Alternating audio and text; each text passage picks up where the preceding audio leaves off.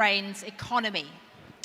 The title of this session is Ukraine's economy, what can it contribute to the global economy, or what can Ukraine contribute to the global economy?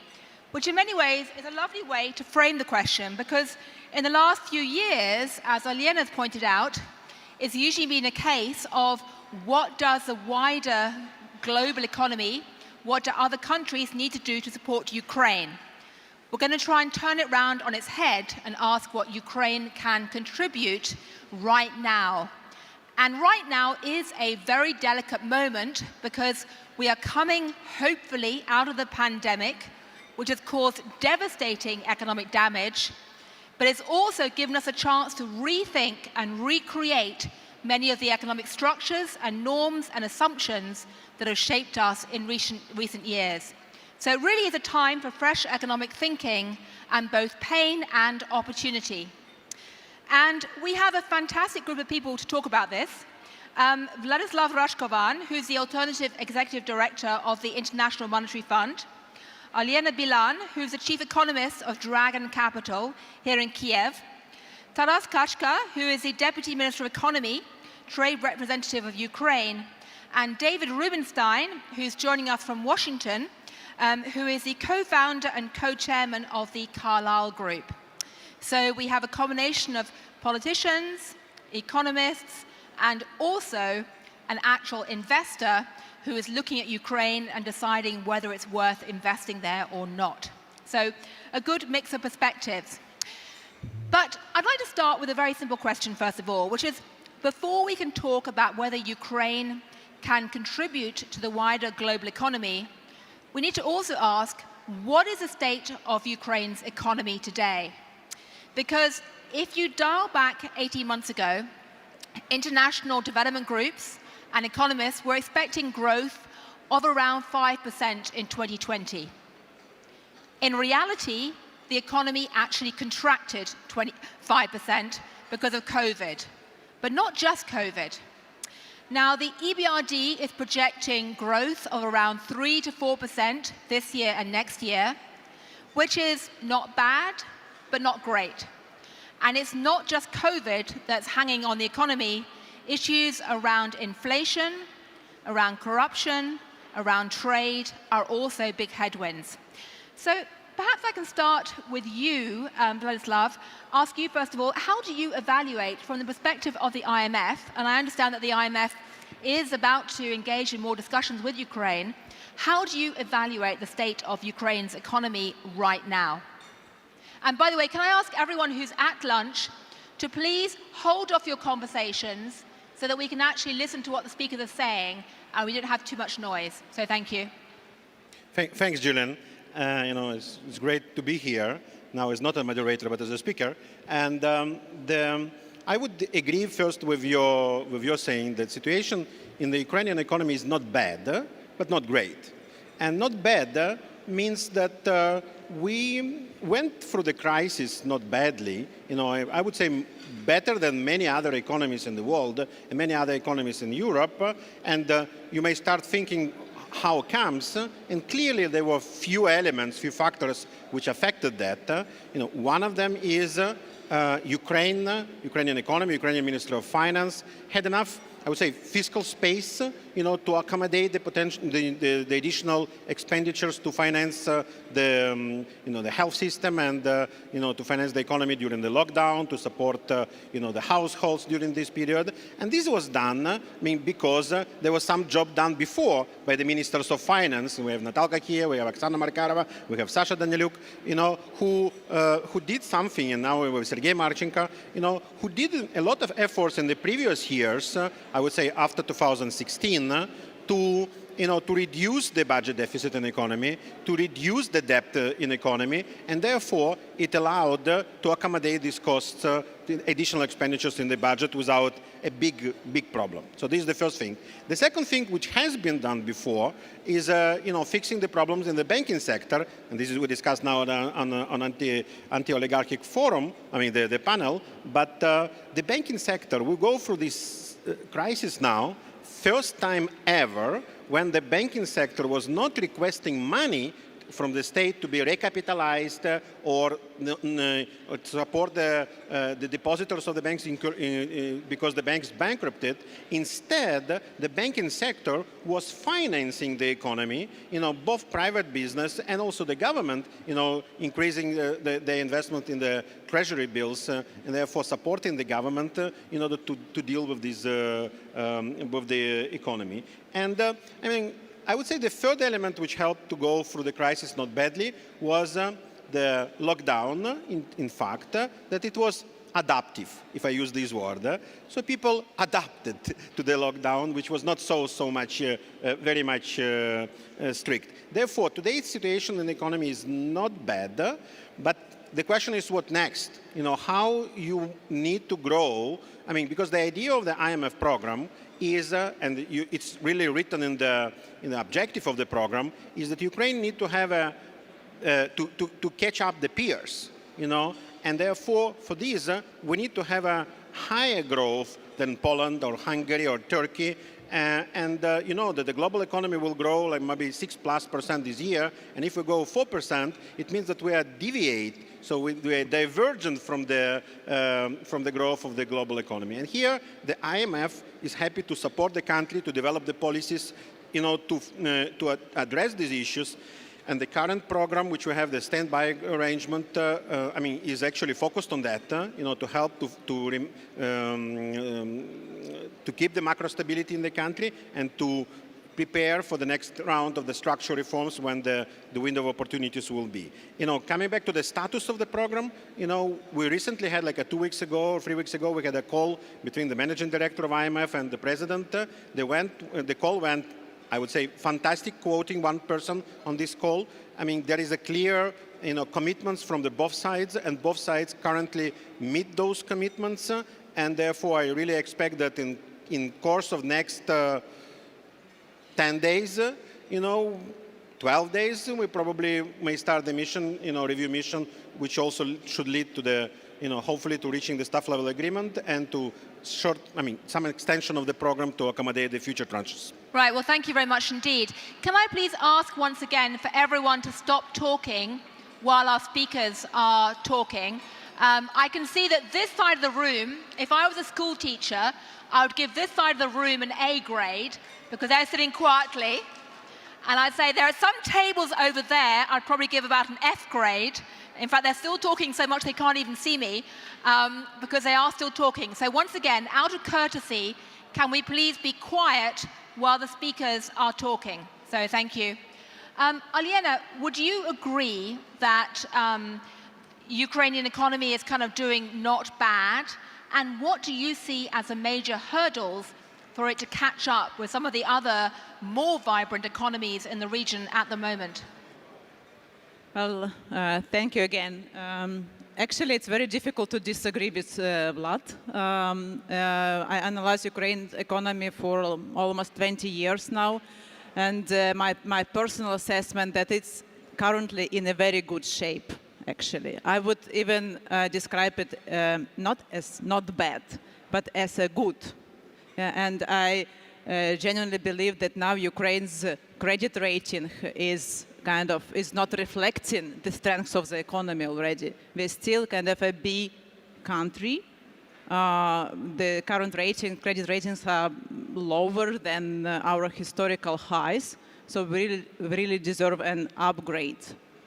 But the fundamental issue is, I again agree with Vladislav, is about the future growth and the sources of this growth. Because Ukraine's demographic trends are not supportive to growth. We have a shrinking and aging population. And we do have to invest in the country. Ukraine is underinvested in economy. So the ratio of investment to GDP is only 15%. This is a very low ratio. And I think that the problems for foreign investors are well known and has been discussed in this country for so many years that I will not tell you anything new. And we discussed it on previous panel. This is a rule of law. This is a fundamental problem. Our company, together with the European Business Association and the Center for Economic Strategy, each year we run a foreign investor survey. So we ask foreign investors, what is the biggest impediment for you to invest in the country? So the panel of these investors are both portfolio and strategic, those who already invested and who are kind of considering. And 6 years in a row, we have the one and the same number one impediment. This is a judicial system, not even corruption. Like corruption was number one for 5 years. Last year, we had the number one is the judicial system and rule of law. So that's a simple answer to your question, but it's a very difficult issue to solve. Right. Well, I was going to turn to Minister Kachka next, but I think it may be worth bringing in David Rubenstein, since you are one of the big investors prowling the world looking for opportunities. What right now do you think about the Ukrainian economy in terms of whether it is an attractive place to invest or not? Are you concerned about property rights?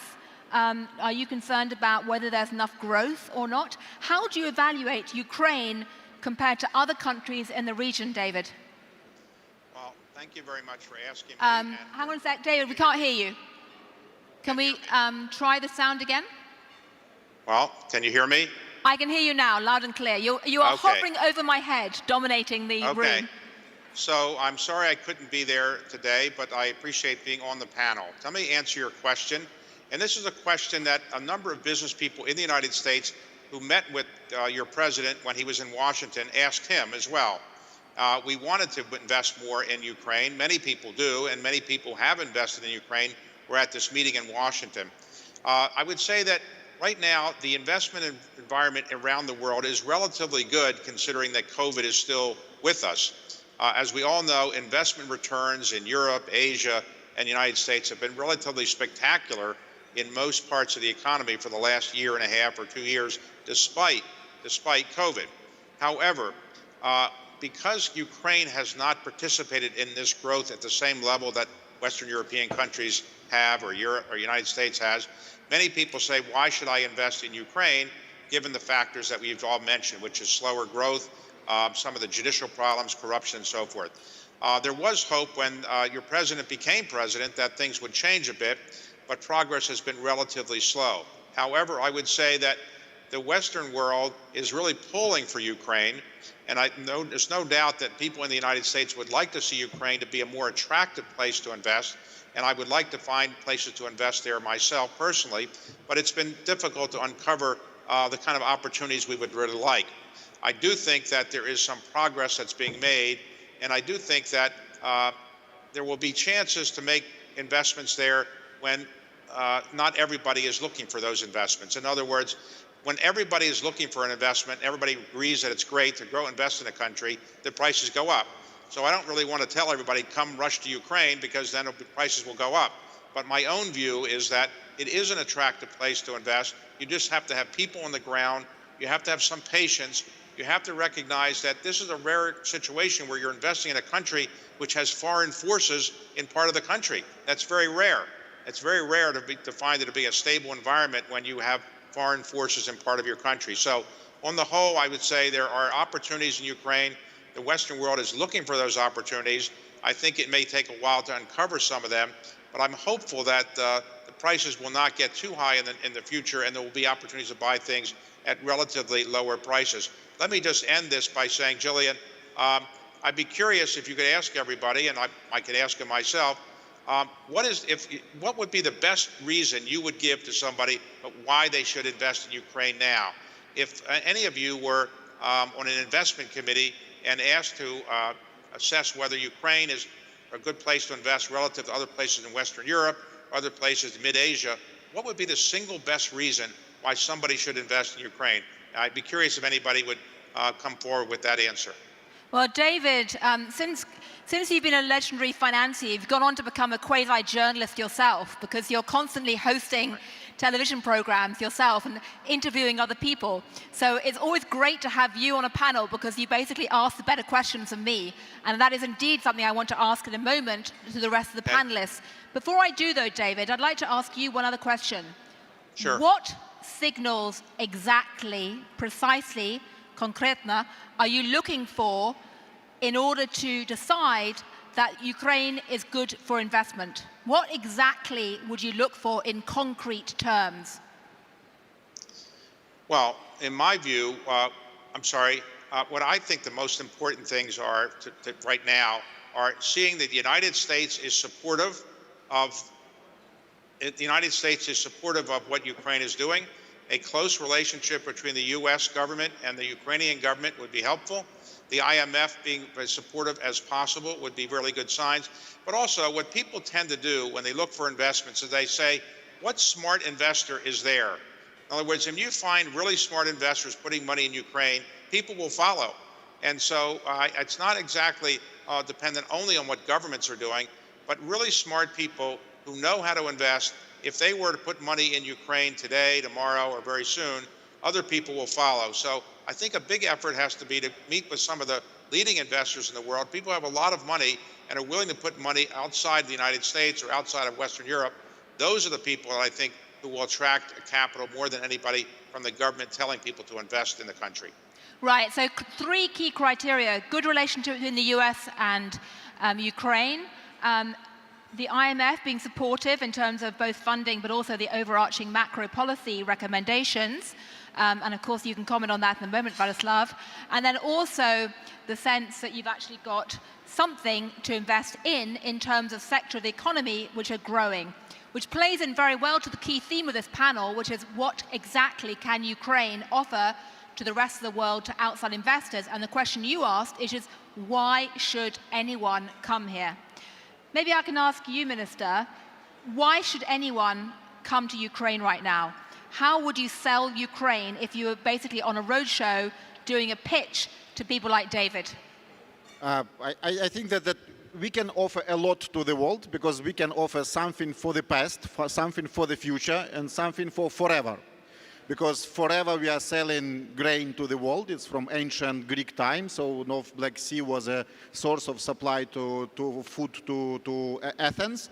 And previous year actually illustrated this, that Ukraine actually showed itself as a stable food security guarantor for Southeast Asia. And we constantly grow in our supply of wheat, corn, and other cereals to Southeast Asia. So for the future, we are offering digital services, because digital services in our trade portfolio outperform energy, outperform the benefits from transit of gas. We are discussing so much these days. So we actually earn twice more from IT services than from transporting gas. And something for the past. Something for the past is steel industry, where actually Ukraine can be either partner of the developed world, US and the EU, in modernizing and creating climate-friendly steel, or we can be a raw supplier to China with its overcapacity in steel, because last year we increased supply of metal ore to China. And this is not a very pleasant choice for us, because we were squeezed from EU and US markets, and this is what we are discussing with them. So in every area of economy, we have a lot to offer, to discuss to the outer world in general. That's why I think Ukraine is becoming more and more attractive as economy. Of course, the risks that have been discussed, they still exist, but from point of view of business, of what can be done, we are more and more attractive. And another last element, what we see is that pandemic actually raised the question of bringing back manufacturing closer to the markets. This open strategic autonomy of the European Union and bringing back something from China or Southeast Asia to Europe. And now we see that our long-term bet on European integration, on applying EU rules in regulatory policy, actually turns into the decisions of big corporations on choosing Ukraine as a place of manufacturing in European continent. So basically 3 S's is what you're arguing: steel, silicon, or digital services, and then outsourcing other services into Ukraine, essentially. Can I quickly ask you, before I turn to Aliena, as trade minister, if you look at something like steel, for example, the EU carbon border tax tariffs, the proposed tariffs, could potentially hurt the Ukraine quite badly. do you have any comment on how discussions are going between the EU and Ukraine in terms of the carbon border tariffs? Yeah, we are in intensive discussion. I see my colleagues here, and our Vice Prime Minister Stefanishina is actually leading this together with support of Prime Minister as well. In the forthcoming weeks, we will have exact details on this. But the biggest problem of carbon border adjustment mechanism is that it, from the EU point of view, they punish three states, so that's by this measure: Turkey, Russia, and Ukraine. And from point of view of climate ambition, Ukraine is a lion of the European Union in opposite to Turkey and Russia.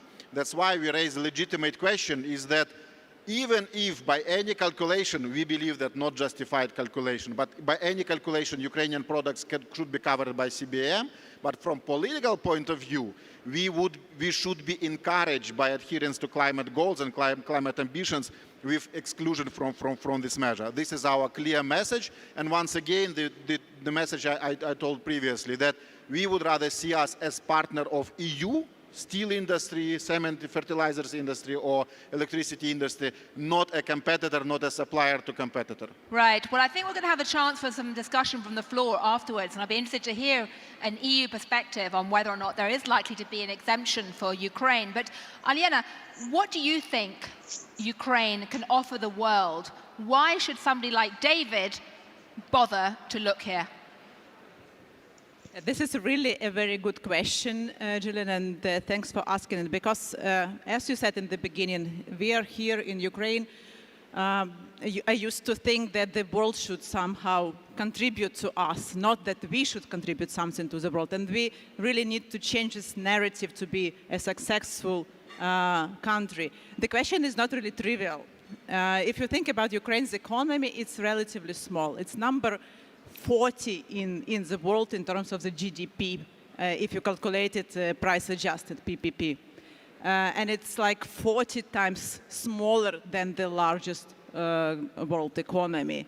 So we have a conflict in the East. What can we contribute? But we can't contribute, actually. As Tara said, it's a food security. So I just give you a couple of numbers. Ukraine is currently number 4 biggest exporter of corn, number 5 biggest exporter of wheat. And given the global climate change, so this is gonna kind of Ukraine's fertile soil, and the geographical position is kind of conducive to further growth. So we will not suffer much from climate change, at least in the next couple of years. And the productivity level could be increased. So we did very simple calculation. If we increase the yield by 20–25%, which will be still below the global leaders, Ukraine could become number 2 and number 3 exporter in wheat and corn. So we really can help to secure food supply in the world.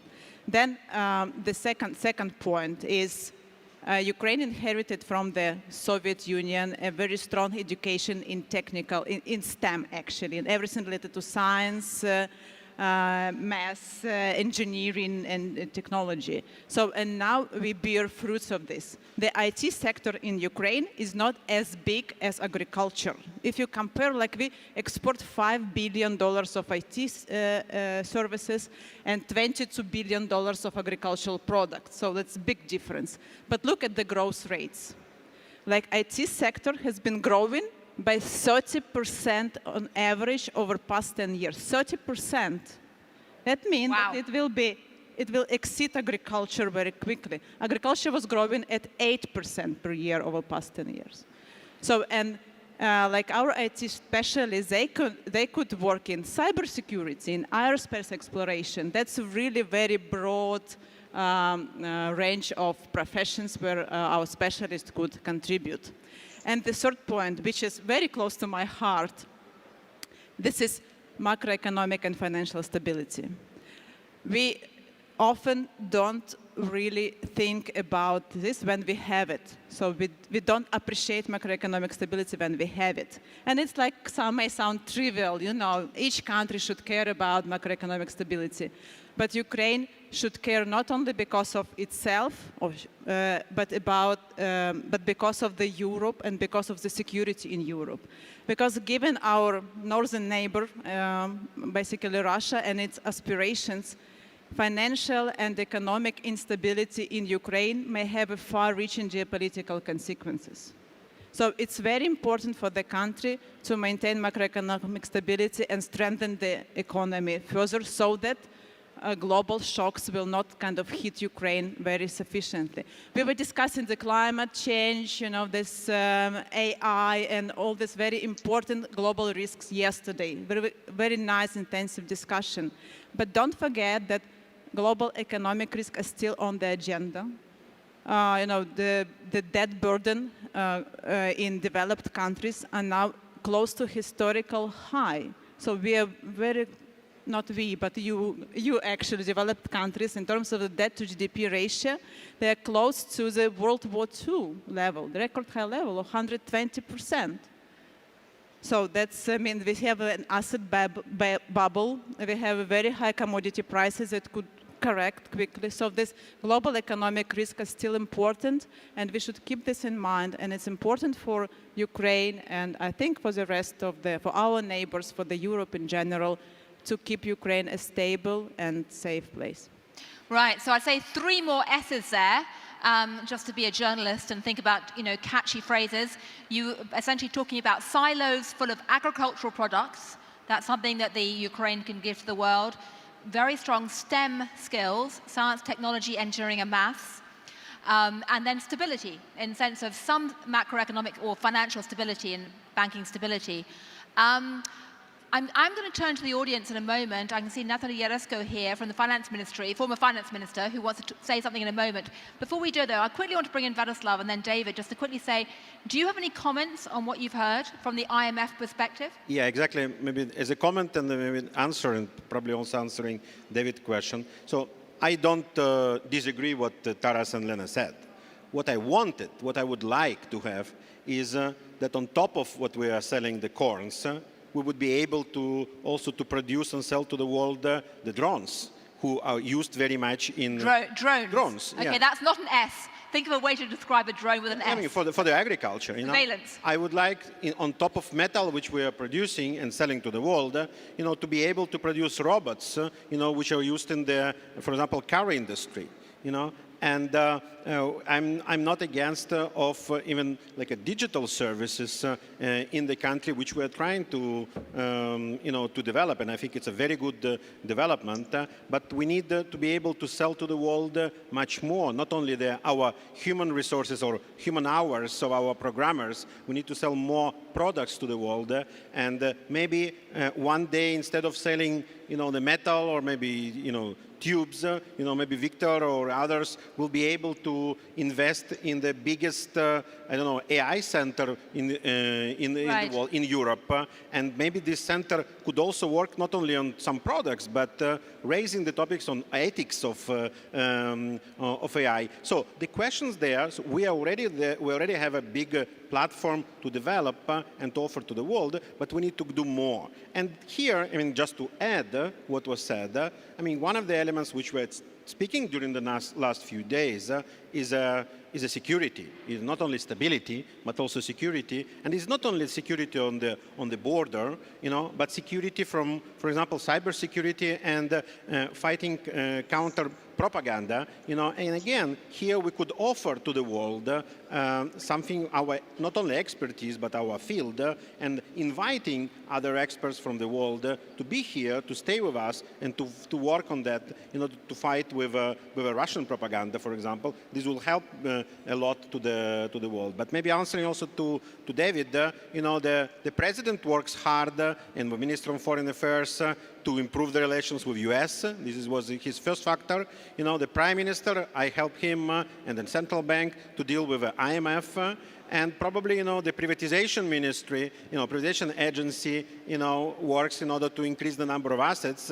But here I fully agree with Elena, who said that the most important thing is the judicial, in order to private sector also to contribute to this growth. It's not about state. And these are the assets where I hope David will be able to invest. Right. Well, before I turn to Natalie Yaresko, I'd like to go back to David. Now, you have looked around the world at a lot of high-tech investments. You're keenly aware of the situation in China and Taiwan.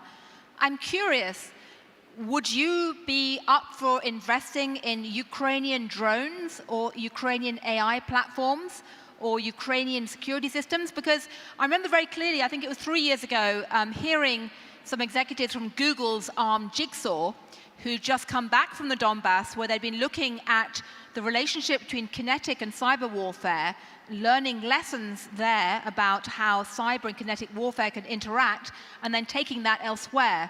So there clearly is an area of security experience, tragic security experience, which could be turned into commercial propositions. But David, are you up for buying a few Ukrainian drones? Well, of course, drones have military implications and civilian implications, and most investors are not rushing to publicly say they want to invest in defense-related drones for all kinds of public relations reasons. But you all raise a very good point. And you have the old economy, the traditional Ukrainian economy, which is agriculture or export-related, grain-related kinds of things, and the other things we talked about. The best way that some countries have been able to get a capital to come in from the West and other parts of the world is to reinvent themselves and say, we actually are a tech center. Everybody wants to be the next Silicon Valley. China has done a pretty good job of this. Other countries have as well. I would suggest Ukraine to say, look, we have the traditional economy, and that's not going to be moving that quickly in terms of growth. It'll be good. Maybe there's some opportunities to make investments there. But the best way to attract foreign capital quickly is to say we are a tech center. We have AI. We have brilliant STEM-related young entrepreneurs. And you'll see money coming much more quickly, in part because it's not government-related. If you have an entrepreneurial economy, you don't have to deal with the government quite as much. So I would suggest reinventing parts of the economy in terms of public relations and saying, look, we have this young economy. We are entrepreneurial. We are tech-focused. We have incredibly talented young people, and we are really building nice new companies. Some of them may be drone-related. Many of them may be AI-related. That's where I think you'll attract capital. And again, getting some great investors who are tech-oriented to visit Ukraine would be a big plus forward. If you can read that some of the best-known tech investors have gone off to Ukraine and they're doing a visit there and they're putting money there, that is going to attract enormous amounts of additional capital. And that's where I would put some of my emphasis if I was in charge of trying to get capital into Ukraine. And I'd be happy to come along and visit with others as well. Right. Well, San Francisco has Silicon Valley. Los Angeles has Silicon Beach. I guess the question now is, what would you call something in Ukraine if you wanted a Silicon something sector? Maybe we should have a competition on what to call Silicon Field, Silicon Maidan, or whatever. But I'd like to bring in Natalie Yaresko here, the former finance minister, to comment on what you see the key strengths are of Ukraine. How would you sell Ukraine to David or anyone else at the moment? Or any other comments you have on the conversation so far? And then anyone else who'd like to come in with comments or questions, please do signal me as we are hearing from Natalie's comments. Thank you very much. And I come at this with two hats. One is former Minister of Finance and trying to create that macroeconomic stability, but the other as a former private equity player here, having had my own private equity firm and having been on the road year after year raising capital to invest in Ukraine. And so I understand how hard it is to sell, quote unquote, Ukraine in both worlds, both the government and the private sector. And the bottom line is we have been talking about the same opportunities and potentials for 30 years. Some of them are a little bit newer in terms of our potential in the cyber area or the digital services area. But bottom line, I bet everyone in this room would agree that for 30 years we have had no doubt about the economic opportunity and the potential of this country, from agriculture to metallurgy, from minerals to IT, from human capital to our geographic location. It's never been a problem to describe to someone what our opportunities and our potential are. And when anyone arrives here, especially now after COVID, it's perfectly clear that the economy is actually quite alive, at least in Kyiv. I haven't been outside of Kyiv this trip. And it's shockingly alive. And yet, foreign direct investment numbers are abysmal. Negative. I was trying to be kind. Foreign direct investment numbers are abysmal. And large investors aren't coming here, Carlyle's and others like Carlyle.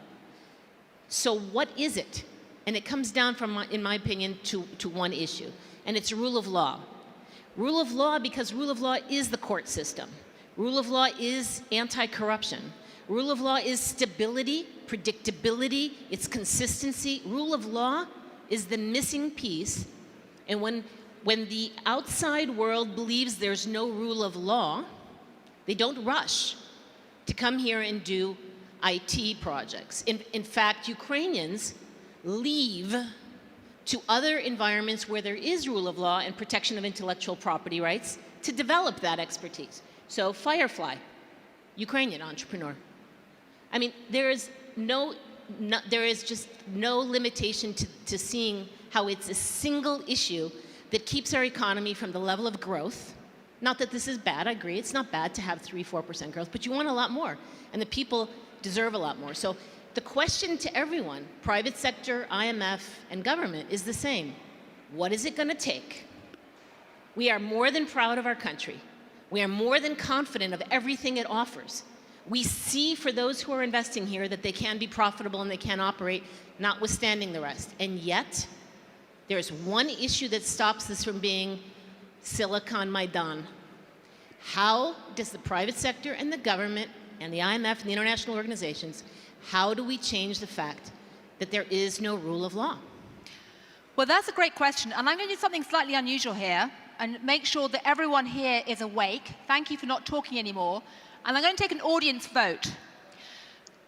Who in the room is confident that in 2 years' time, the situation with the rule of law in Ukraine will be better than it currently is?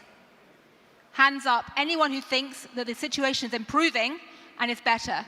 Well, you're kind of paid to say that anyway, but... I have the answers for this why. I'd say better, not fixed. I wasn't even going to ask about fixed, okay? Who thinks it may be worse? While the people are raising their hands, I know why I feel that it will be better, because now we have this summer we have unique situation that first time for 7 years, I think that our parliament adopted the most radical judicial measures for reform, so that were actually some kind were weaker in previous years, in previous 7 years. So this summer the judicial laws were, I think, that the most radical, most open for reform. And the second thing is that now more than 50% of judicial headcounts, so the judicial positions, are vacant. They need to be filled with new judges, with rules that are really the best for the last 7 years at least. So that's why the real chance for improvement of rule of law in Ukraine is now one of the best ones. So that's why I so strongly believe that in 2 years it will be So you're better. an optimist. I see that Natalia is not. Can you tell us why you're not optimistic? I see also our host is not very optimistic either. He may wish to comment or not. So I think one of the conversations we just had at this conference about de-oligarchization, I have to say that slowly, is an example of why I don't believe it's going to get better, but I think it's going to get worse. It's about rule of law and application of law equally to everyone. It's not about picking out those that we dislike. It's not about picking out those that are wealthy or wealthier. It's about the same rules that exist everywhere else, the same anti-monopoly, antitrust legislation. It's about the same access to the courts.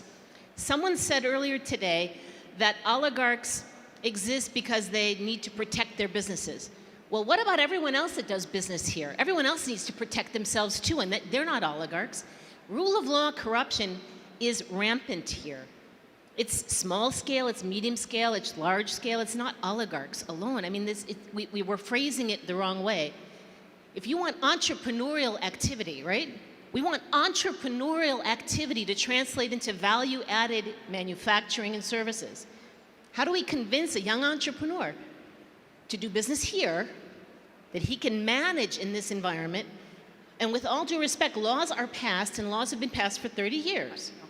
It's the implementation, the execution, and the consistency of that implementation and execution that our own entrepreneurs, I'm not talking about oligarchs, fear is not the case and not happening. And if Ukrainians have to leave the country to protect their intellectual property rights, if Ukrainians have to, then what do we expect of Carlyle coming here? Well, so many questions. I can see everyone's now awake, which is fabulous. Okay, the IMF, tell us. Immediate comment here, what Taras said. I also see there the opportunity, about the judges, except, but for this, we need not to have any compromise, in selection of the judges. And therefore, there should be institutional process. And this is a part of IMF program, how to improve the selection of judges. This is very much important. This is also about the corruption, anti-corruption, and this is about no compromise with, anti-corruption institutions. And this is a part of IMF program now, and here, about the rule of law, I strongly agree that this is the major problem in the country. It's already for a few years. I think how to go and how to fix it, I'm not sure if it was in the book of Darren, where he was explaining how the rule of law has been built in England, and the concept was the following. The elites created the judicial system or rule of law for them and later disseminated it to people, instead of other system where the elites may develop the rule of law for others and create the exclusions for themselves. I think here we really need to go to the direction of building the rule of law for the elites, that all people should be equal to the law, as Natalka now said. And I should be very frank, I said a few years ago to one very important person in this country that the most important weapon in his life he should build is a weapon against himself. Because this is what would make the leadership in the country accountable, and this will increase the trust. We also were discussing trust to institutions, which we were discussing before in other panels today. Right.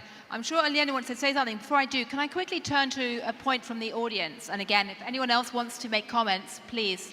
I'll be quick. Orisa Lutseva, Chatham House. One thing I didn't hear, and I wish I had, was green economy. Because, Ukraine, again, will be squeezed between a neighbor that denies climate change and the club of prosperous nations that is embarking on this change. And here, it actually brings back our future will depend what will happen with the vested interest in Ukraine. I'm not using the difficult word, because they, in a way, are capturing part of the economy that doesn't want to see the green change. Where are we going to find new capital and new forces to bring forward this agenda? Because otherwise, environment will also become geopolitics. Thank you.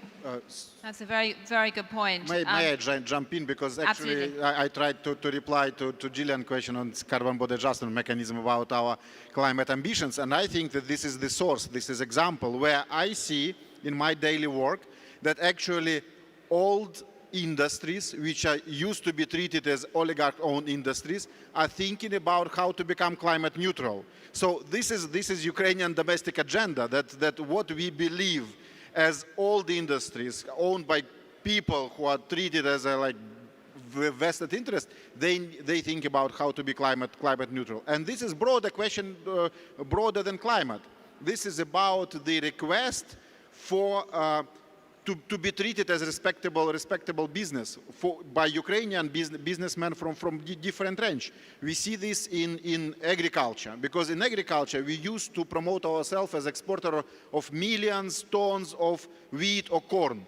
But everyone is conscious that price for Ukrainian corn is cheapest in the world, because we are treated as a garbage business, so that it's bad. It has bad image. So now, in order to sell the same volume with higher price, you need to be respectable. You need to have a proper documents, proper understanding of the quality of products as well. The same for steel, the same for electricity and other industries which are now the, let's say, avant-garde of climate transformation. So that's why I think that in reality, domestic agenda on business development, a part of rule of law and macro-financial stability, is absolutely actual. And what was discussed yesterday, for example, about on the session on China, US, Russia, etc., it is about Ukraine, because we trade with everyone. So our core trade partner is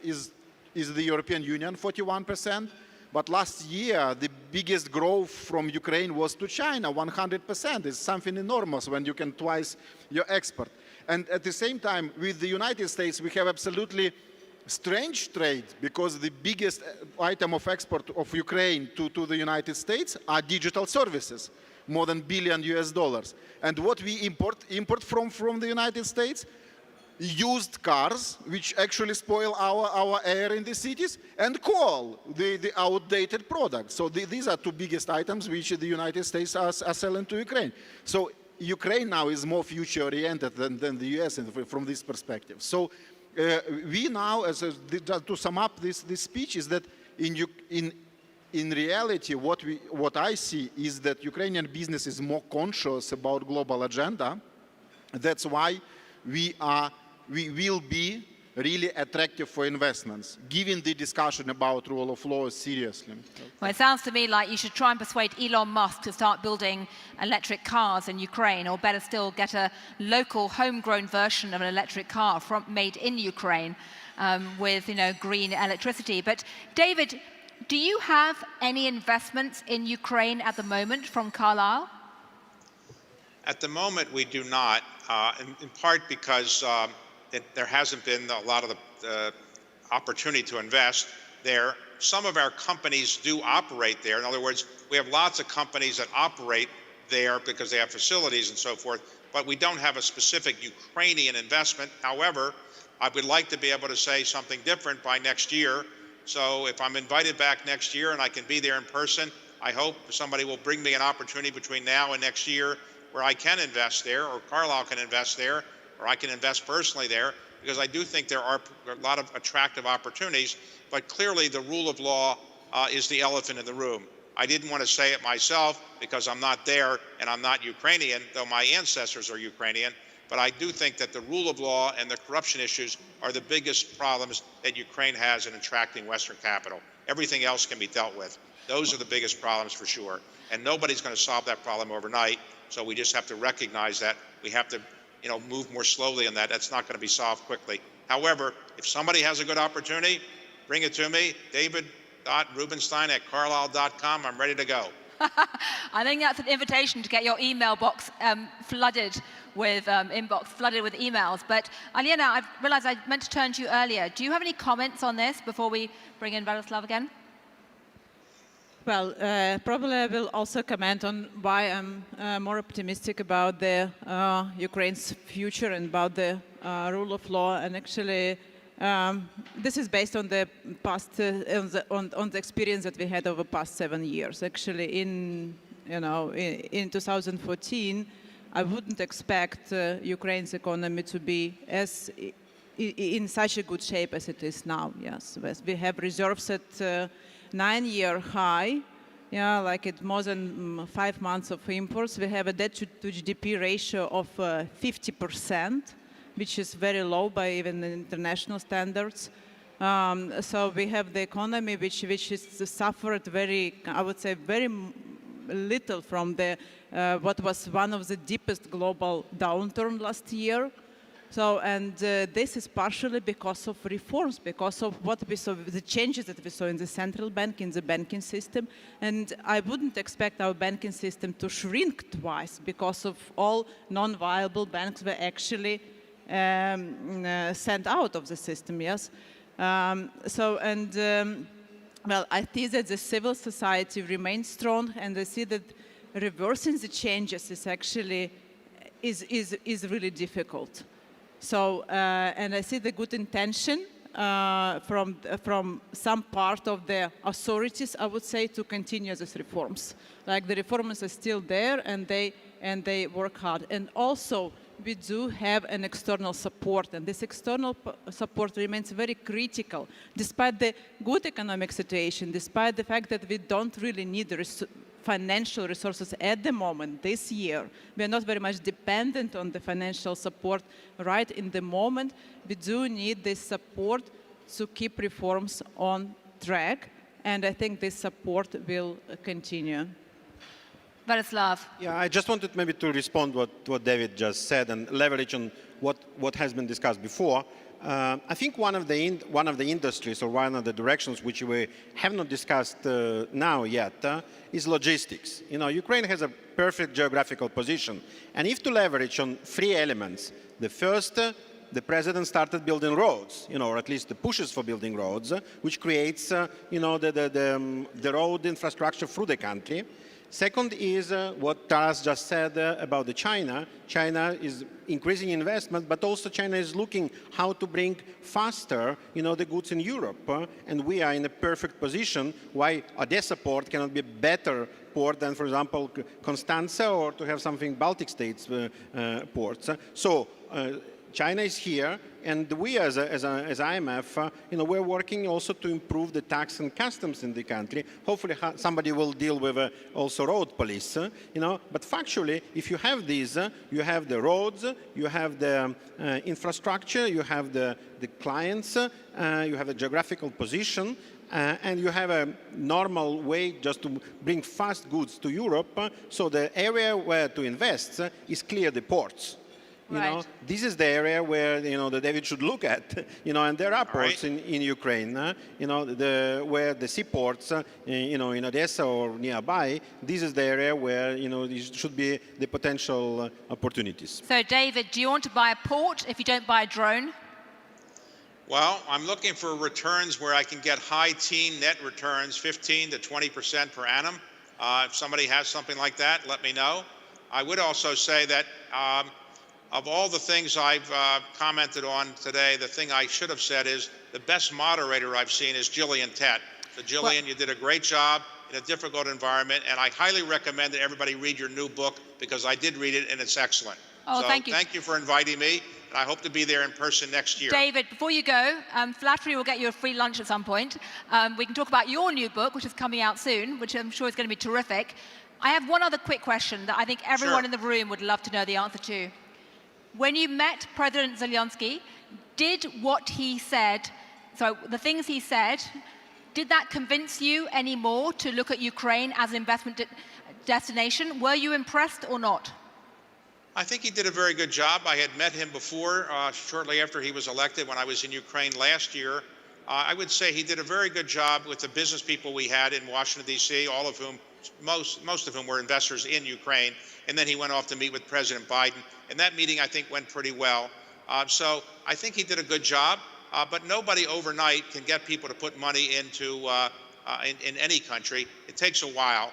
And so I do think it's going to be a process. But again, entrepreneurial activity will attract money more quickly than government-related programs, because smart money wants to follow smart entrepreneurs more than smart government programs.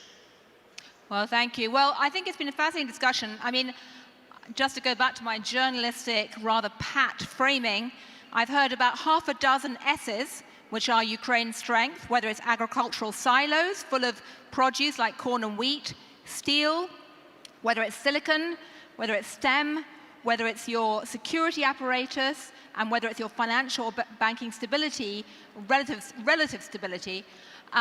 Those are all strengths. But as we heard from Natalie so forcefully, the question of the rule of law, of property rights, of intellectual property rights really is, at best, work in progress. And I noticed that probably there was a majority of people who thought that it is improving, but it wasn't a very confident majority. There remains a lot of work to be done. So thank you to the three of you in taking part. Thank you, David, for hovering over our heads like the voice of God. You are about to be besieged with pitches from Ukrainian entrepreneurs. And I now hand over to Carl Bildt, who I think is going to be summarizing what we have said and the conclusions. So thank you.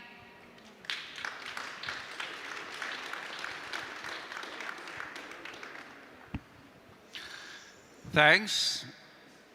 And it's slightly odd to be able to be asked to summarize before we are ready, because there are interesting sessions coming.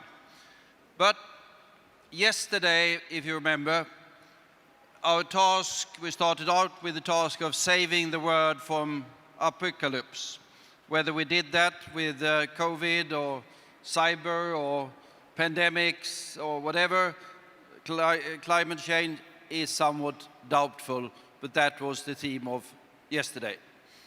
Today, after having tried to save the world yesterday, we have been trying to save Ukraine instead. Saving Ukraine from aggressive Russians, from unreliable Americans, from appeasing Germans, from dishonest Europeans, and I would say primarily saving Ukraine from itself. So that's been the theme. We started the morning with... Yes. All right. Sorry? Thank you. Yeah. Thank you. We started the morning with looking at the soft, the hybrid, and the hard security challenges that Ukraine is facing and what more can be done. But I think it was unanimous conclusion of that breakfast session that whatever the challenges are, Ukraine is in a far better position now than was the case just some years ago. And that is, of course, a rather positive conclusion. Then we started to dive into the real issues. And Nord Stream 2, I think there's a minor industry of people discussing Nord Stream 2. And those of us who follow the politics of Ukraine for somewhat longer period knows that issues of pipelines and gas prices, that's the bread and butter of the politics of Ukraine since decades, and Nord Stream 2 has added to that. Emotions were at display from different aspects of that particular debate. I would say two things only as observation on the debate. First, whatever happens with the pipes itself, lots of experts on that, European law and how that is applied, and that will be applied by the courts, is now central. Russia might have might, but Europe has right in the form of laws. And secondly, long term, the problem should be gone. Because the key task ahead of us is to get rid of this addiction to fossil fuel, call it oil or call it gas, that has been more or less pronounced in our respective economies and societies. And of course, the ex-Soviet space, by the way, is or has been extraordinarily addicted to fossil fuels. So the task ahead is a fairly major one. Then corruption. We tried to sort that out with the Speaker of Parliament. And the last question you had to him was whether it was going to be, whether it had been worse or better. And after a pause, he gave a fairly lengthy answer, the content of which was lost in translation, at least to me. Then, of course, the drama of the day. I don't know if that was inserted because of entertainment or because of substance. We all had to try to learn a complicated word, which I hope will not be an export product to the rest of the world. But in the debate about de-oligarchization, I think it was only proper respect for the social distancing rules that prevented that debate from having more kinetic expressions. Which way Ukraine will go? Anders was somewhat provocative, saying this sounded like Putin's way. Others were advocating the Western way, which is the rule of law and equal rules for everyone and transparency and those particularly boring things. But the minister wanted to have a third way. Whether that is possible without descending into the third world standards is a question that I think will be very keenly watched by the outside world in the months and years ahead. Then finally, I think we ended on a somewhat more upbeat note. The rule of law issue, but there was a discussion whether the economy is not bad or really good. And whatever that is, but I think it's not bad.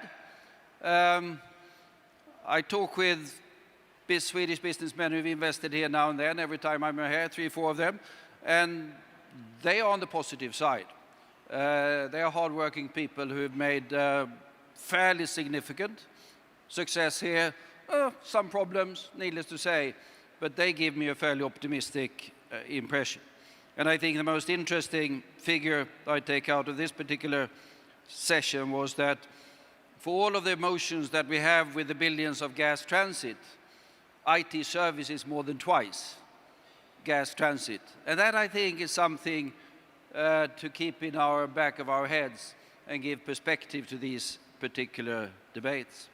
So, bumps, problems, challenging, but I think at the end of the day, it might, as a matter of fact, be the case that Ukraine is in the business of saving itself from itself, and might, at some point in time, actually be a Silicon Maidan. Thanks.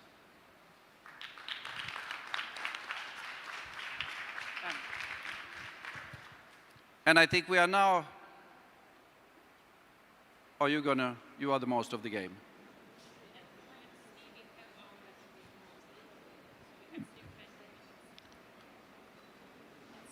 At 3, there is the next event, and that's going to be the one in conference hall, and that's going to be the one on Russia and Ukraine, a subject of some interest.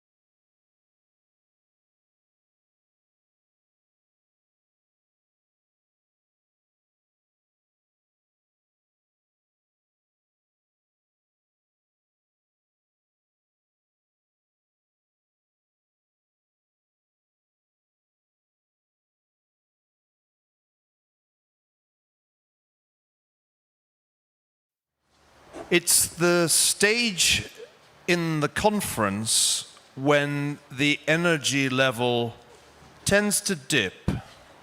The second day, lunch, and then the distant prospect of dinner. Our job is to resuscitate you and take your minds off the world's ugliest word, de-oligarchization, which I hope I'll never hear again. We're going to, perhaps appropriately on an historic anniversary, do some history and some policy. And I hope that we're going to illustrate in the course of the next 60 minutes the power and importance of history. I'm extremely privileged to be moderating a fantastically distinguished panel. I'm going to introduce the panelists now. To my left and your right, Professor Timothy Snyder, who's the Levin Professor of History at Yale. Timothy has written numerous books. I'm going to single out a couple that are highly relevant to our conversation. Bloodlands, published in 2010, and Black Earth, which he published 5 years later. I think it's generally agreed that Timothy's work is one of the most important contributions to the modern history of Central and Eastern Europe of our generation. Sitting next to him is Serhii Plokhy, whose name I have been mispronouncing ever since we were colleagues at Harvard some years ago now, and I don't know if I'm getting any better. Serhii is the Mikhailo Hrushevsky Professor of Ukrainian History at Harvard, and he's the author of almost as many books as me. I was warning him that if he writes any more, his colleagues at Harvard will stop taking him seriously. I'll single out just a couple that are very relevant to this conversation. Yalta, which I remember reading on my way to the first Yalta conference, the first YES conference that I attended, is a brilliant book. But I'd also like to mention The Last Empire, which he published in 2014, and Gates of Europe in 2015, and I'd like to plug Chernobyl, which is actually superior to the television drama, and you should really read. Sitting to my right is Olga Stefanishina. I knew I'd muff it. Stefanishina, Deputy Prime Minister for European and Euro-Atlantic integration of Ukraine. Her background is in international relations and finance rather than history. But she's well positioned to think about the implications of history for the current government policies. And last but by no means least is Masha Gessen, author, a staff writer at the New Yorker, distinguished writer in residence at Bard College. Born in Moscow, I hope I get this right. Your family moved to the US when you were young in 1981. You then went back to Moscow 10 years later. You've been one of the leading LGBT activists in Russia, and you're also a book author. The Man Without a Face, 2012, a biography of Vladimir Putin, and The Future is History, How Totalitarianism Reclaimed Russia. So, Masha, I want to start with you because you have thought as much as anyone I know about Putin. And I think we need to start with the Russian president's extraordinary, well, what to call it, essay, polemic, diatribe on the historical unity of Russians and Ukrainians, which was published earlier this year and which seems like the obvious starting point for this panel. A reminder that the panel's title is The Kremlin's View of Ukraine and What to Do About It. I think in order to have a serious conversation, we need to understand Putin's view of Ukraine. And I wondered, when you read that essay or polemic, what you made of it, and maybe you could also help me understand why the Russian president feels the need to write very long history essays. It's not something that we're expecting Joe Biden to do anytime soon. What's going on? Why the essays? And in particular, what is the point of this one in which he explicitly asserts that an independent Ukraine is a kind of historical anomaly, the product of anti-Russianism, and something that must ultimately cease to exist? So Vladimir Putin, I think, actually imagines that he is a historian. There's a long tradition among Soviet and now post-Soviet dictators of sort of assuming some kind of scholarly expertise and presuming to expound on it. And Putin's choice is history. And I think there's a level of sincerity to it. I think he does seem to have a hobby of reading history books. And I think that when he sees in those history books something that affirms his view of reality, which is fairly consistent, he feels moved to educate the public. And so I think that's really, and that may sound like a somewhat generous view of It does. Of what he's doing, but I actually suspect that that's what's going on. And and I think he read some history books that he thought affirmed his view, which again, is perfectly consistent. He believes that the Soviet Empire and the Russian Empire before it were kind of God-given rights of the Russian people to, these lands were God-given lands, and that anything that has happened to break up the empire is a historical wrong. So I didn't find the essay particularly remarkable. It's consistent with his mode of operating.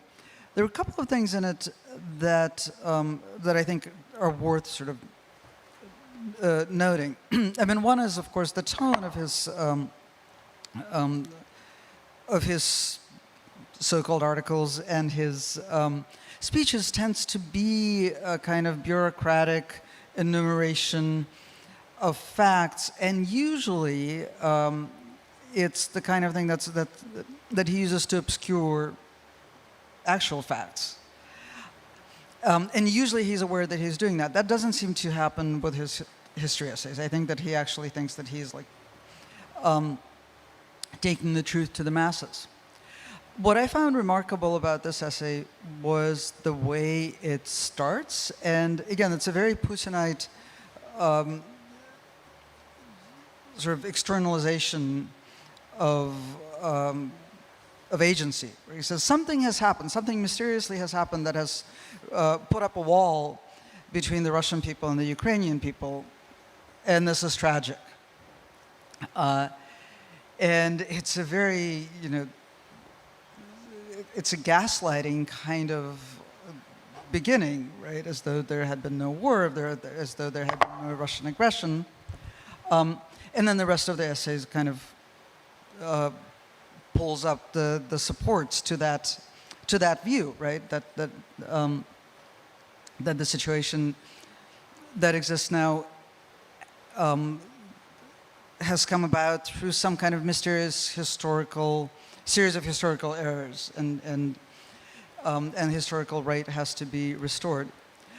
In addition to asserting clearly that Ukraine ought to be a part of Russia, it also sort of, as an aside, also notes that the Baltics should be a part of Russia, which I actually found a little bit more scary than the expected position that the rest of the essay expresses. It's certainly a very different mode from, say, tweeting. So you know Russia well.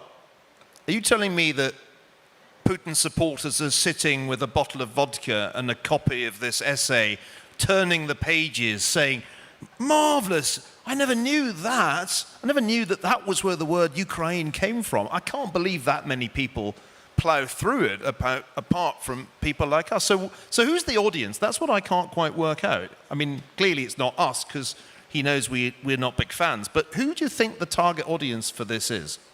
Well, Neil, you're making an assumption about Putin that I think we have to question, which is that he has a realistic view of what happens to these essays after they're published.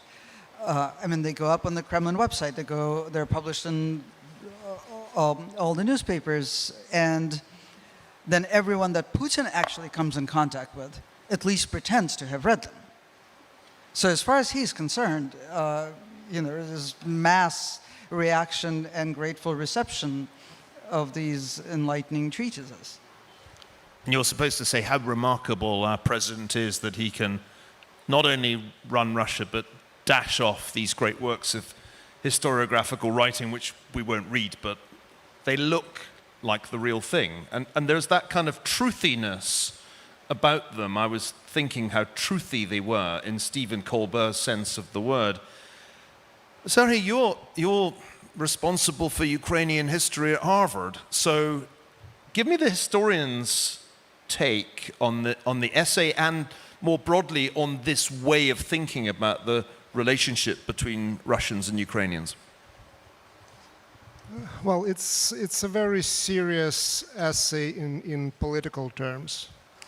It is a very dangerous one, and the interpretation of it as a declaration of war or claiming that Ukraine has no legitimacy historically or otherwise as a state.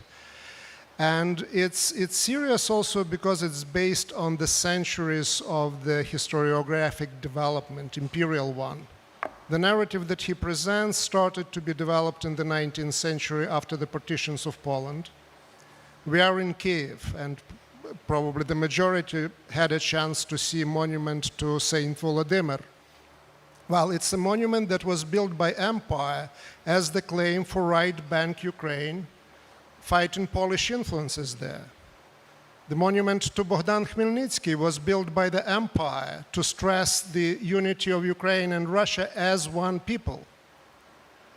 That's where starts really that argument. It survives through the Soviet time through Solzhenitsyn, who is one of the favorite authors of Putin. And it rejects the Soviet period. What that means, the Soviet period recognized, at least pro forma, Ukrainians as a separate group. Putin goes back to pre-1917 writings, saying that no, you're not a separate group. You have no historical legitimacy. You are part of the bigger Russian nation, bigger Russian group. And again, so this is a well-established argument, which is there, which has volumes and volumes of works written in support of it. Where he adds something new is this element about Ukraine as anti-Russia.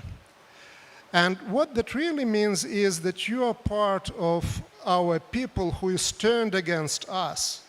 And for us, it's really, we are justified to go, it's almost like a civil war, and liberate you from all these ideas that were put into your head. So again, why I'm saying it is serious, why I'm saying it is dangerous, because Ukraine, before losing, and hopefully temporarily, Yalta, Crimea, and parts of the Donbass, lost a battle of mythology in terms of history. And not in a sense that Ukraine didn't have a narrative or narrative was not accepted academically or otherwise or internationally, but the narrative had issues penetrating into the broader society. We were talking earlier today about people and what people think about that. And from that point of view, again, extremely important that there would be a response, and response not just intellectual, because intellectually those things were done long time ago when the Russian imperial narrative started to develop. There was Mikhailo Hrushevsky, whom you mentioned. There is that argument that is there that was reformed, transformed, which exists. Again, we need new interpretation, we need new argument, and this is a challenge that has to be treated very seriously in the conditions of quote-unquote hybrid war. And what seems to me important here for an American or West European audience is to realize that there is a very explicit critique of the Soviet nationalities policy, and in fact a reference back to the imperial history of Russia. This reminded me, when I was reading it, of Lionel Barber's interview with Putin from a couple of years back, when Putin told him his favorite figure in history was Peter the Great. Just take it a bit further for me, Sari. What are the implications of a Russia that seeks to resurrect the empire rather than a Russia that seeks to resurrect the Soviet Union? Because there's an important difference there. I often hear people who are somewhat inexpert who talk about Putin in Soviet terms, as if it's sort of back to Stalin, and they usually quote that line about the collapse of the Soviet Union as a tragedy. But I think it's to misunderstand Putin to think that he's trying to rebuild the Soviet Union. It's really much more of an imperial vision he has in mind. But what does that imply? Because I think it has some important implications. Well, again, his vision is a vision of this three-partite nation. It is imperial vision. He goes back to that. But there is a huge disparity between what he says and what he believes in. I'm sure that he believes in everything that well, for him was written there. But what he does, particularly with this war, he creates a situation in which the Russians and the Ukrainians actually grow apart more and more as the result of the war. So he is the one who, whatever sense of unity and interconnectedness was there, is being now ruined through his actions.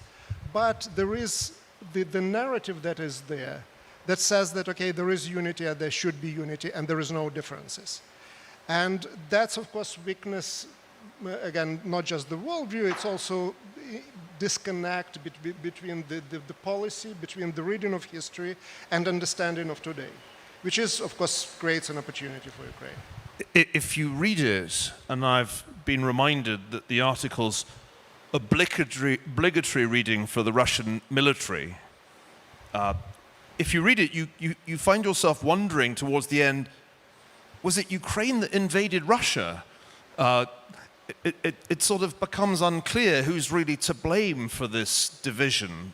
It's almost really Ukraine's fault, as Putin tells it. Tim, let me turn this to you now. I was reading it thinking this is a sort of addendum to Bloodlands, in the sense that it seems ultimately to imply interminable conflict on the Ukraine-Russia border. Is that your take? How did you react to it, and how does it strike you as a historian of those terrible conflicts that made Ukraine and Russia such blood-soaked places in the 20th century? Mm-hmm. I think it's important to note that this sort of thing puts historians in a very awkward position. I agree with Professor Plochy when he begins by saying that this is an important political text. I can, of course, react to it as a historian, but it's a little bit like the situation that historians often find ourselves in, where we're, let's say, visiting some rich friend who turns out to be a history buff and has a kind of enthusiasm for something, right? And his views are a little bit crazy, but you just sort of nod, right? Because that's just one aspect of his personality.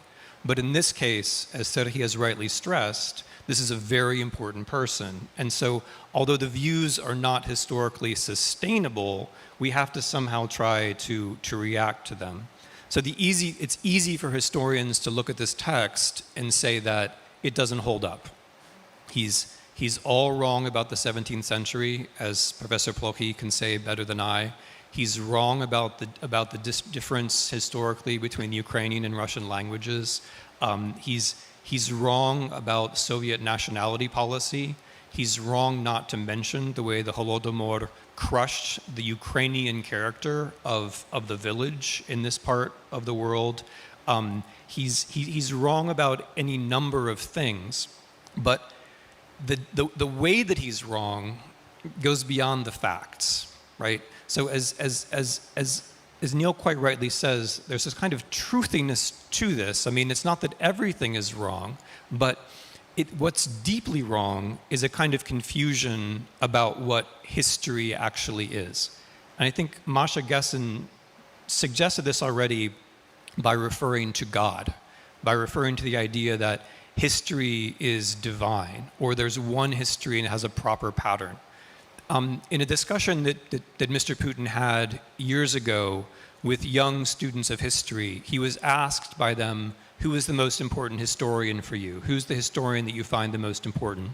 And in that conversation, he was unable to think of a historian, but the name he mentioned was Ivan Ilyin. Now, Ivan Ilyin was not a historian, but he was someone who had views about history. And his views about history were very much along the lines of what Masha was suggesting. What Ivan Ilyin said is that Russia has a certain path. If there are facts that seem to confirm that path, let us concentrate on those facts. If there are other facts that do not seem to confirm that path, we may ignore them, because it's not the facts that are really important. It's not the facts, it's the overall pattern. It's the divinely inspired pattern which we see, right? This is a deep way in which this is not a historical text. A second way that it's not a historical text has to do with the nation. Mr. Putin treats the nation as though it were something which was always there, right? Which is just not correct. The word narod or natsiya or whatever word we want to talk about has meant different things over the centuries, but modern nations begin to form sometime in the 19th century. So the whole notion that we should be arguing about Volodymyr, right, or about Yaroslav the Wise, and using that as a way to determine who belongs to what nation doesn't really make a lot of sense. A third way this is a profoundly non-historical text has to do with sources. And this is very important. When you're a historian, you may start out with a thesis, but your thesis is always wrong. Your thesis is always wrong. You go to the sources, you confront your thesis with the sources, you change your mind. And that is precisely, par excellence, what Mr. Putin is not doing here. He's not going to Ukraine. He's not collecting alternative perspectives. He's not reading things that challenge him. He's not learning the Ukrainian language to read Ukrainian sources. He's not doing the things that a basic first-year graduate student would be required to do. And this may seem like a technical detail, but it's very important because perspective is what you get from sources. Sources force you out of the perspective that you already had. And this is what Mr. Putin does not do. He does the opposite. He insists on his perspective. And then the final way that this is not a historical text, Serhi and others have always, and Neil as well, have already suggested this, has to do with responsibility. When history is properly done, at the end of it, you have a sense of your own responsibility in the larger picture. You have a sense of what you could have done, or what your people could have done, or what people like you could have done. There's a morality in history, which is at the end of the day, you see where it was possible to do something differently. So history in some fundamental moral sense is about responsibility. This text does the opposite. Mr. Putin personally is responsible for breaking the historical connection between Ukraine and Russia by ordering the Russian armed forces to invade Ukraine. That is the break between Russia and Ukraine, which actually happened before our eyes and which we all understand. This entire text is an attempt to divert the responsibility of his own actions deep into the historical past, laying responsibility at the feet of mysterious Westerners who somehow conspire to act to create a Ukraine. So it's a profoundly anti-historical text in that way as well. But I want to draw attention to something else. Of course, this text is very threatening from the point of view of Ukraine. But if I were reading this text from the point of view of Russia, I would also find it quite disturbing, because this text lays out a history of the Russian nation in which there is basically no Russian nation. If you read this text, I realize this is a challenge, but if you read this text from the Russian point of view, there is no history of Russia here. Russia only exists insofar as there's some kind of conflict with Ukraine. That is a very narrow picture of Russia. And if we look at this geopolitically, Russia actually comes into existence, and Serhii can correct me, but Russia comes into existence first by moving south, and then by moving east. Russia only encounters Ukraine after it has reached the Pacific Ocean. This entire essay says nothing about Russia moving south. It says nothing about Russia moving east. Russia only exists in its contact with Belarus and with Ukraine. So if I were a Russian citizen reading this geopolitically, I would think, why are we conceding the entire Far East to China? And frankly, that is a summary of the entirety of Putin's foreign policy. The entirety of Putin's foreign policy has been from the beginning to give up with respect to China, to give in with respect to China, and then pretend there's some kind of incredible conflict with the West. That is what this text is doing. It's saying there's this timeless, eternal conflict with the West, and by the way, don't look at China. Don't look at China at all. Don't look at the East at all. So if it strikes me that this text, among other things, is a kind of cover for the disastrous failure of foreign policy under Vladimir Putin. And Tim, that's a great point. That's a great point. Tim, you rightly say it puts historians in a difficult position. What should we do? Is the correct response, as it would be if this were a work by an historian, to write a counterblast, to write a kind of response in a similar form? How do we deal with something that sort of looks like history superficially, has sort of, it's historish, if not actual history, but do we make a mistake if we treat it like history and argue with it as if it's history? How should we react? Because there hasn't exactly been a deafening chorus of response to it since it came out. Yeah, I mean, I think somebody probably should write the kind of technical response, and eventually I will get around to that. Yeah, I was hoping you would say that. But no, I mean, it's that problem with your rich friend who you kind of cringe first, and then you realize you have a responsibility. So I've been cringing since July, but I will eventually write that text. But I mean, there's a better answer to your question. Someone has to do that, I agree. But there's a better answer, which is, look, this text is an opportunity because this text shows you how crushingly boring the official Russian narrative of history is. I mean, my God, it's only 5,000 words long, but Neil, who writes books which are 500,000 words long, thinks that this is impossible to get through, right? This suggests that this is a boring text, which it is. It's crushingly boring, also in the sense that Serhii Plokhy mentions, which is that this has all been said before, right? Everything in this has been said before, and it's been said better. Right? So it's a deeply boring text, which means that this is an opportunity for the country which has the most interesting history in Europe, which is Ukraine. This is the opportunity for Ukrainians and historians of Ukraine and other people to realize the way to have a story is not to respond point by point by point. Somebody has to do it, but not every Ukrainian historian. This is an opportunity to display Ukraine, as Serhii has already done in a series of books, to display Ukraine as the most interesting country in Europe, right? You can do so much better than this. And the point is not to respond to the negative with the negative. The point is to build up a story of Ukraine, which is irresistible, which has its own attraction. Thanks. Let me turn to you, Madam Deputy Prime Minister, or may I call you Olga? I'm on first name. Is that okay? I'm now from California, so I'm really not too formal. No tie, first name terms.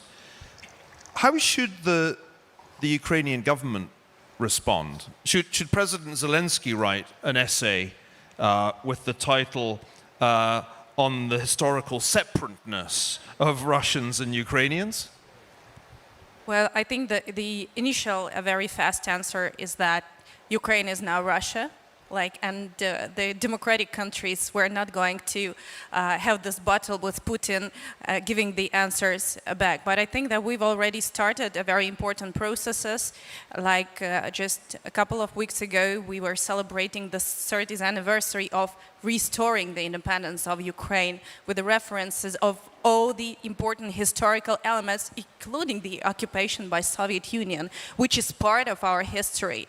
And also, you can see a very important signals in the recent statement between US President and Ukrainian President, referring to the restoration independence, referring to the belongingness of Ukraine to the European nation, reconfirming that inevitability of democratic transformations of Ukraine for the successful and secure Europe. So I think this is part of a broader answer without going into a number of points in a specific articles. It's about broader recognition of normality in this world, and Ukraine is part of this normality, part of this democratic transformation. Obviously, one of the recurrent themes of the conference so far has been that the Ukrainian government is still keenly interested in EU membership and NATO membership, as the foreign minister's recent essay in Foreign Affairs made clear and has been made clear in earlier discussions. But it's also been pretty clear from what I've heard that neither of these things is happening anytime soon. That in fact, there's a new slow track that has been devised for Ukraine by both the EU and NATO. So I was kind of depressed by the pre-lunch discussion because I was thinking about how fast Romania and Bulgaria got into the EU when their institutions weren't exactly squeaky clean, and it does feel like the decades rather than years time frame. And that leads to a really important question. Let's assume that Putin is interested in more than writing history essays, and that that's not an end in itself, and that the reason that you write a history essay like this is that you're actually thinking about doing some more to end the separation of Russians and Ukrainians. What does Ukraine do if Russia escalates militarily before either the EU or NATO have stepped up and brought Ukraine into their respective folds? Can I go back to the United States feeling that Ukraine could handle an escalation and that we wouldn't be witnessing a collapse, or at least a very asymmetrical war? Well, let's see on the situation. Ukraine is not yet a member of NATO.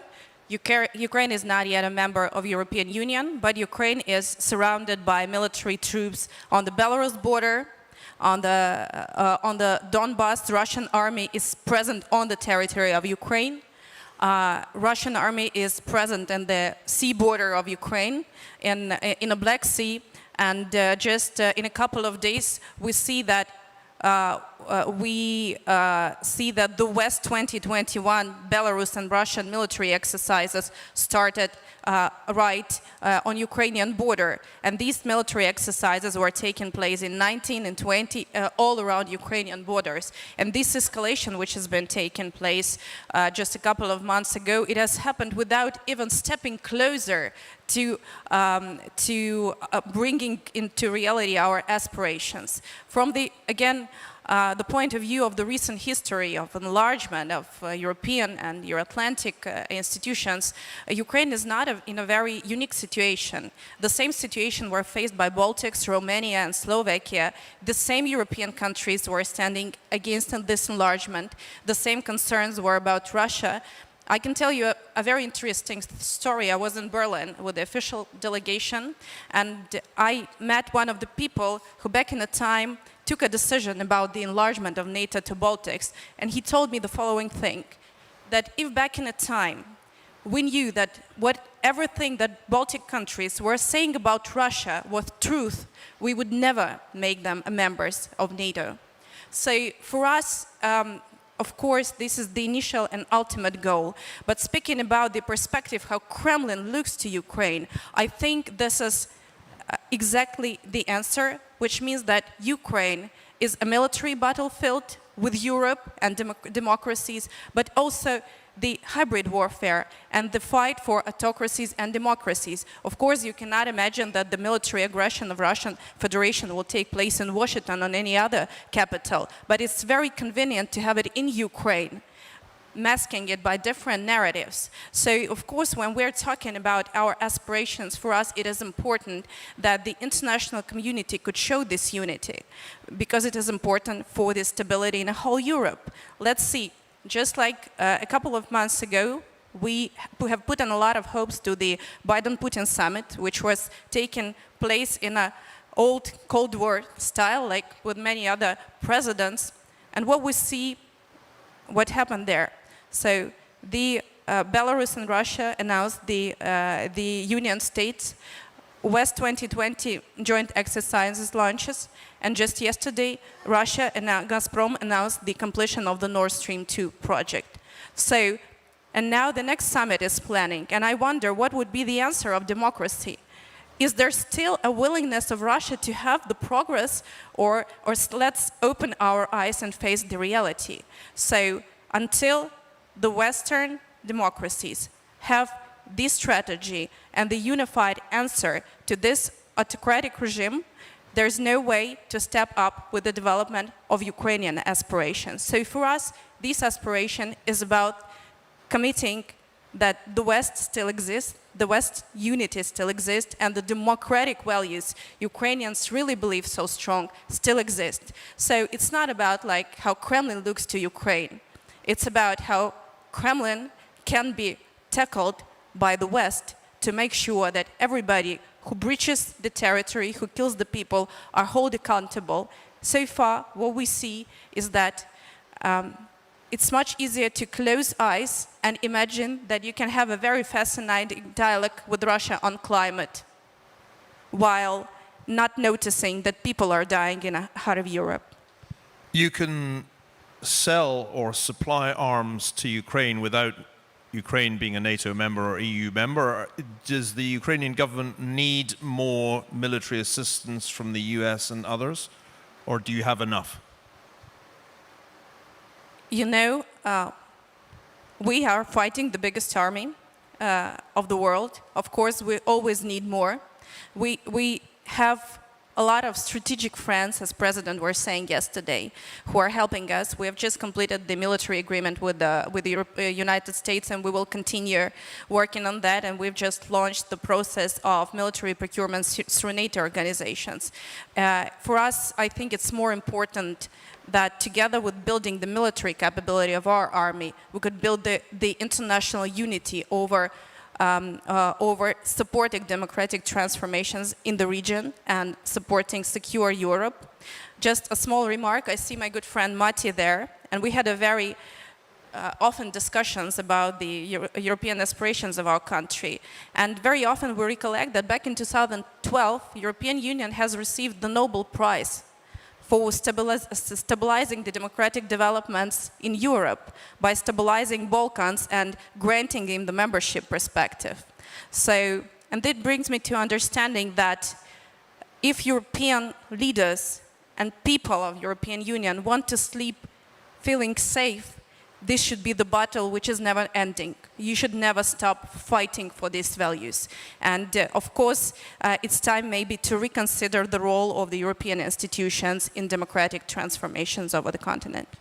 Thank you so much. I've been told that we have John Teft online, the former US ambassador to Ukraine and to Russia. I always get a bit nervous when the giant screen enters the debate. And while we're waiting for that to happen, I want to do a quick lightning round, starting with you, Masha. Do you feel that we are on the road to a bigger war? I was struck by Putin's other historical essays that were published a while back on the origins of World War II, in which he made extremely tendentious claims about the Soviet Union's role. And I wondered, well, why is he thinking about that? And then I went and read Churchill's, or reread Churchill's The Gathering Storm, and it really unnerved me because so much that Churchill said about the atmosphere in the world in the 1920s and 1930s that seemed familiar. And I came away thinking, oh God, this is The Gathering Storm. Do you sense that things are going to get worse before they get better, that there's more war coming? And do you think Russians, whom you know much better than I do you think Russians are up for a bigger war than they already have? Well, nobody's going to ask Russians if they're up for a bigger war. We're not talking about a country in which people have the opportunity to form opinions, right? Never mind express them. I don't want to, I think it's always a bad idea for journalists to try to make predictions. So I let historians do that. I also think that the Kremlin has a planning horizon of a few weeks. But it also has a very limited repertoire. Putin has a very limited repertoire, which is, which basically boils down to whipping up conflict, whipping up, the sense of conflict, the sense of tension, and the sense that we're surrounded by enemies. That is an integral part of his politics, and he's also still fighting World War II. Or I mean, that's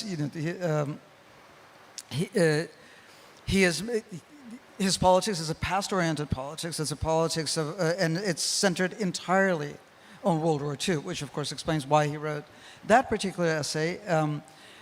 But as with every passing year, World War II takes up more and more room in Putin's personal imagination and the Russian imagination, and that and it increases the sense that war is imminent. Does that accord with your impression, Serhiy? I mean, I don't like asking historians to look ahead to the future, but actually, I was taught that that's really the point of studying history, to have some sense of what might lie ahead. Do you sense that there's a bigger war coming, or is this something that I should probably dismiss from my mind? Well, as you know, we have difficulty predicting the past, right, as historians, and debate about that. Predicting the future is even more challenging task. I would say that certainly I see the return to the rhetoric, to the ideas of 2014, when we got New Russia, the project of Novorossiya. So this is a more quote-unquote fundamental preparation in terms of the article that is attributed to the president of Russia himself. So you didn't have that in 2013, 2014. So what I certainly foresee is some kind of a resuscitation of the New Russia project in terms of creating mobilization, if not pro-Russian, then certainly anti-government mobilization in Ukraine that can be eventually used. And as a historian, I want to say that, again, Putin uses can sit on both chairs, anti-Soviet and Soviet, because when it comes to Molotov-Ribbentrop Pact, it's very Soviet line that is actually being projected, and again, nothing new. For historians, again, the challenge, okay, what do you do with the text when it's not an interesting text for you as a historian, but it's extremely interesting, not a very important political text. So I don't foresee the outright invasion and military conflict right away, but I certainly foresee the next step in this hybrid warfare against Ukraine. And Tim, before we go to John Teff, just briefly, you're somebody who's been preoccupied very much in recent times by analogies with the mid-20th century. Is there a gathering storm in your mind? Can you see a road to a larger war? And maybe I could also tack on, if so, what are the implications of what you just said about Russia and China?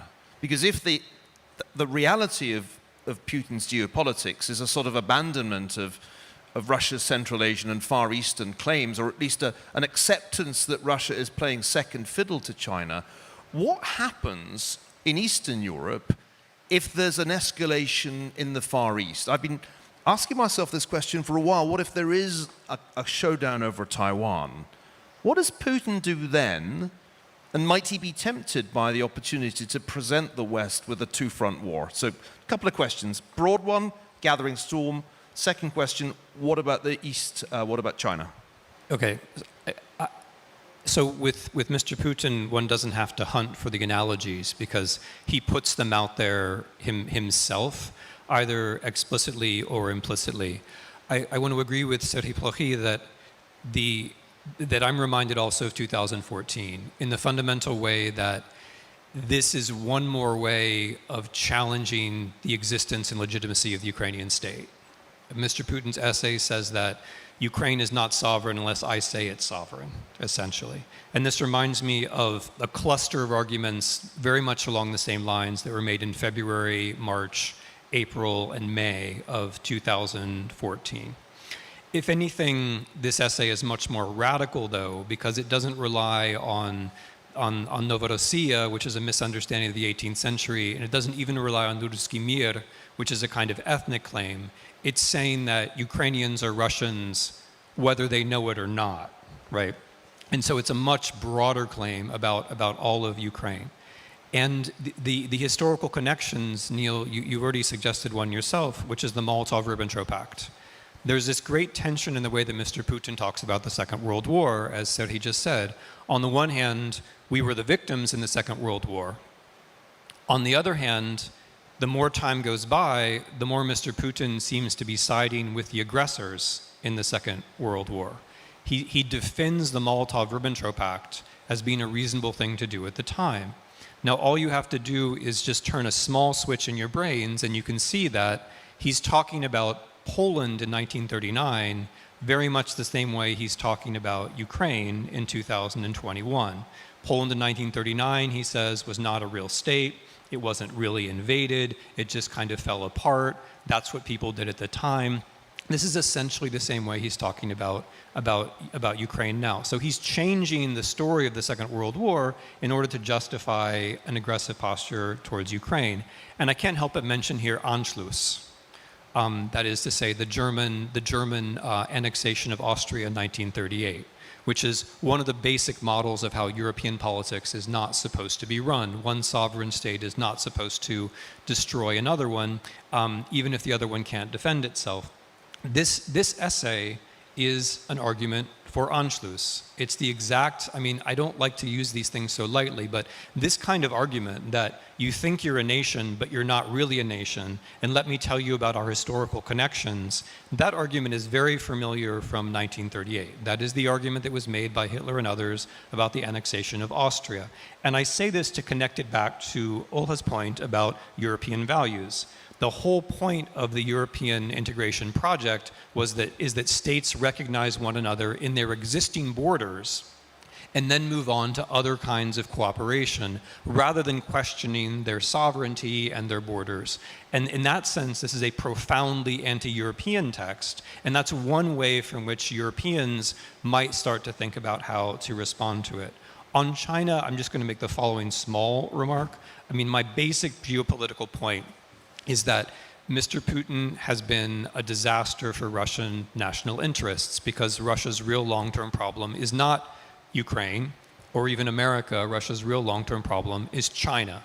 And all of this nonsense since 2013 has been one big distraction from Russia's real problem. And this is why Mr. Putin, in my view, and I will make a prediction here, will not look historically like the statesman that many people think that he looks like now.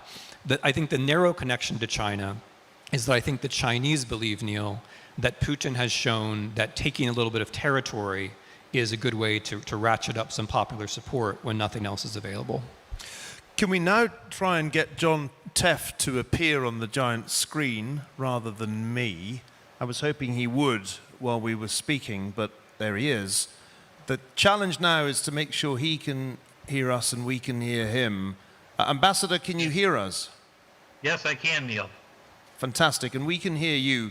I don't know if you've been able to hear all of this discussion, but I suppose my question for you is, how should the United States play this?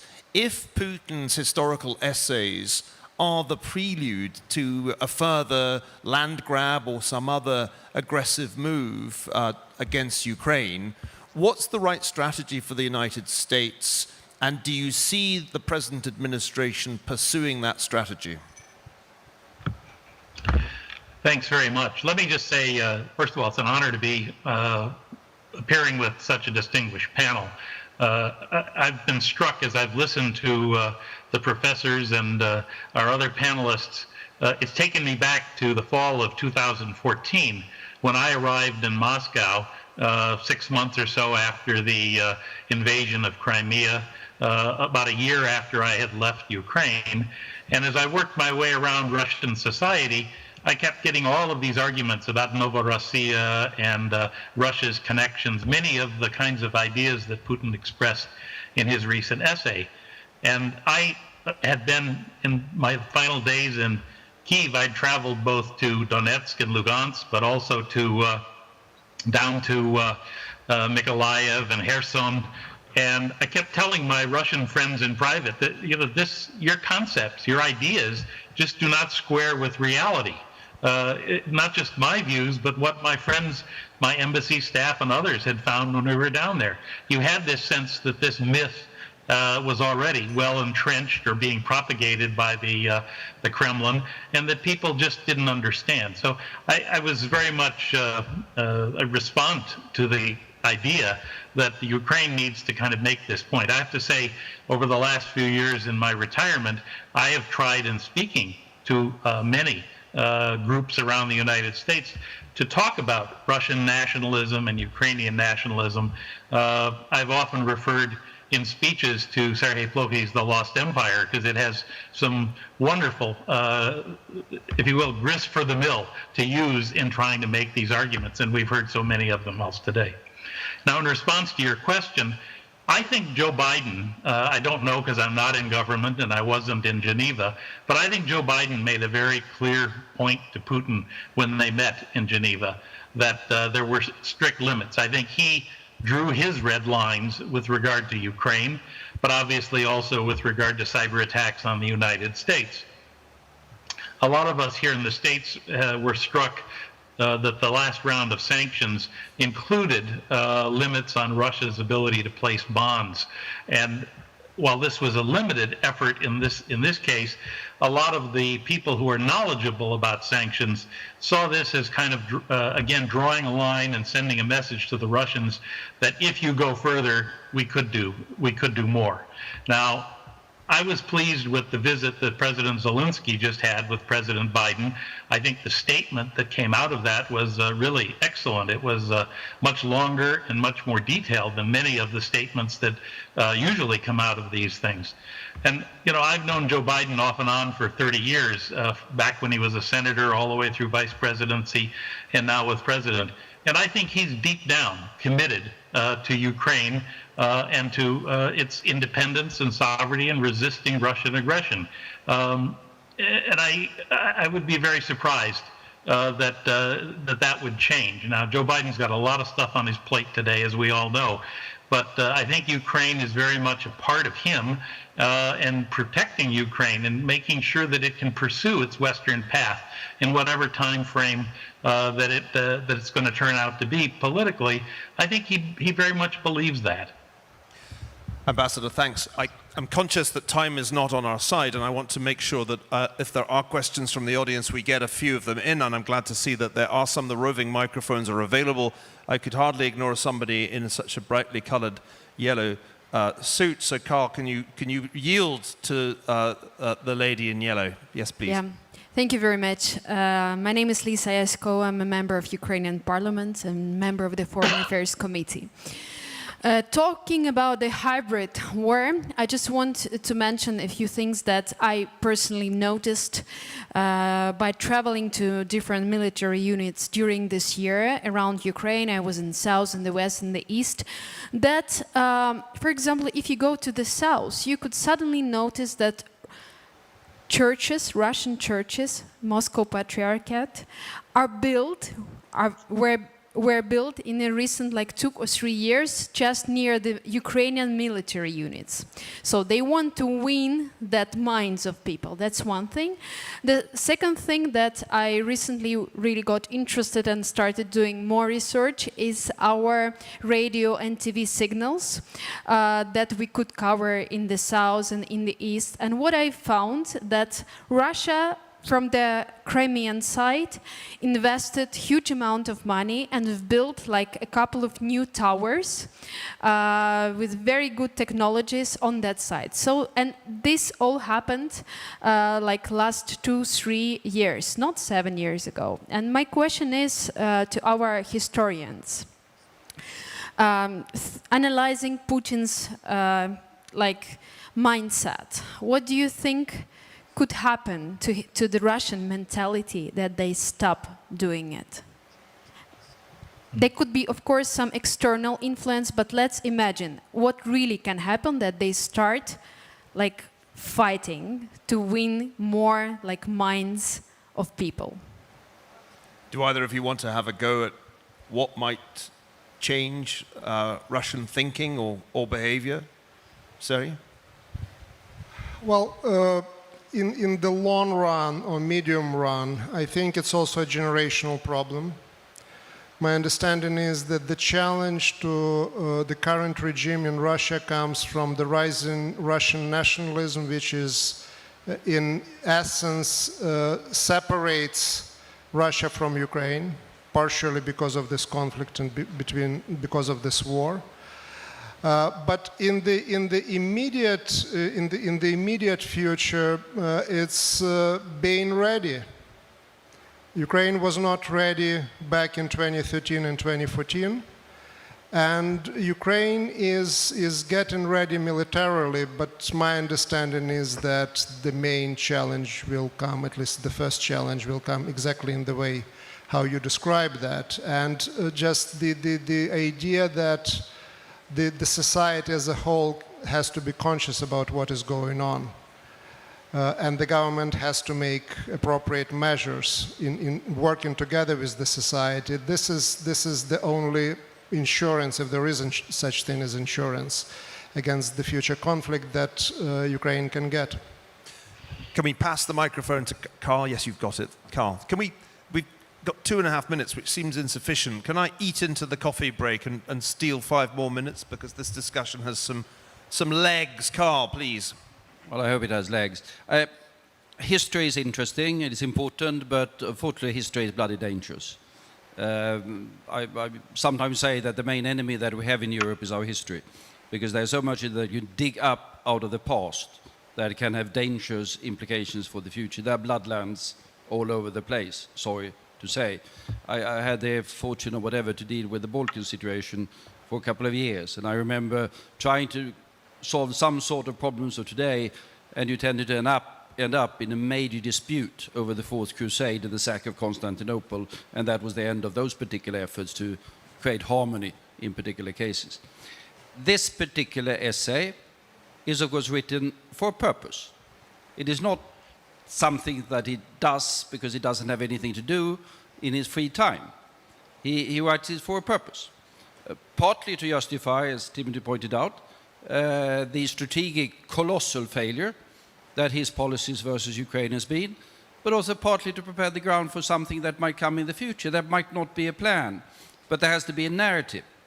And as we know from history, the policies of nations are often driven by their respective historical narratives. So it is important to counter it, or to comment upon it, or however you phrase it. You might note, by the way, which I found rather striking, that there's a fundamental contradiction in it, because he says, on the one hand, Russians and Ukrainians are the same, the great Slavs, let's get together again, because we're always a happy family. But then he says that the right to independence that were there in the Soviet constitution was a time bomb. He uses that phrase that sort of exploded the entire thing. Those particular two theses are somewhat difficult to reconcile, but that could be pointed out. Could I just point out that, of course, there is no Russian historian that is likely to stand up and say the man is wrong. But there was a very interesting piece published by Dmitry Trenin in Moscow the day before yesterday, I think. And it's not an historical essay, and it doesn't mention the Putin essay. But Trenin, who is a perceptive observer, is worried about the implications of it. So he's written a lengthy piece essentially saying, this is dangerous thinking. This is not the way Russian history was. This is not the way Russia should go, and then has implications from that. That's highly interesting, and Trenin would not have written that piece if he was not profoundly worried by implications of what Putin has written. Final, I have one correction of history. Since we are disputes about history, I have to correct. This Volodymyr guy, that Russians call Vladimir, he was called Valdemar, and he was a Scandinavian.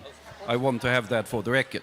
But we don't have, we have given up most historical claims. I don't want to have to remind everybody of Sweden's career as an aggressor and border changer in the 17th century, because it's best not to intrude on the distant past.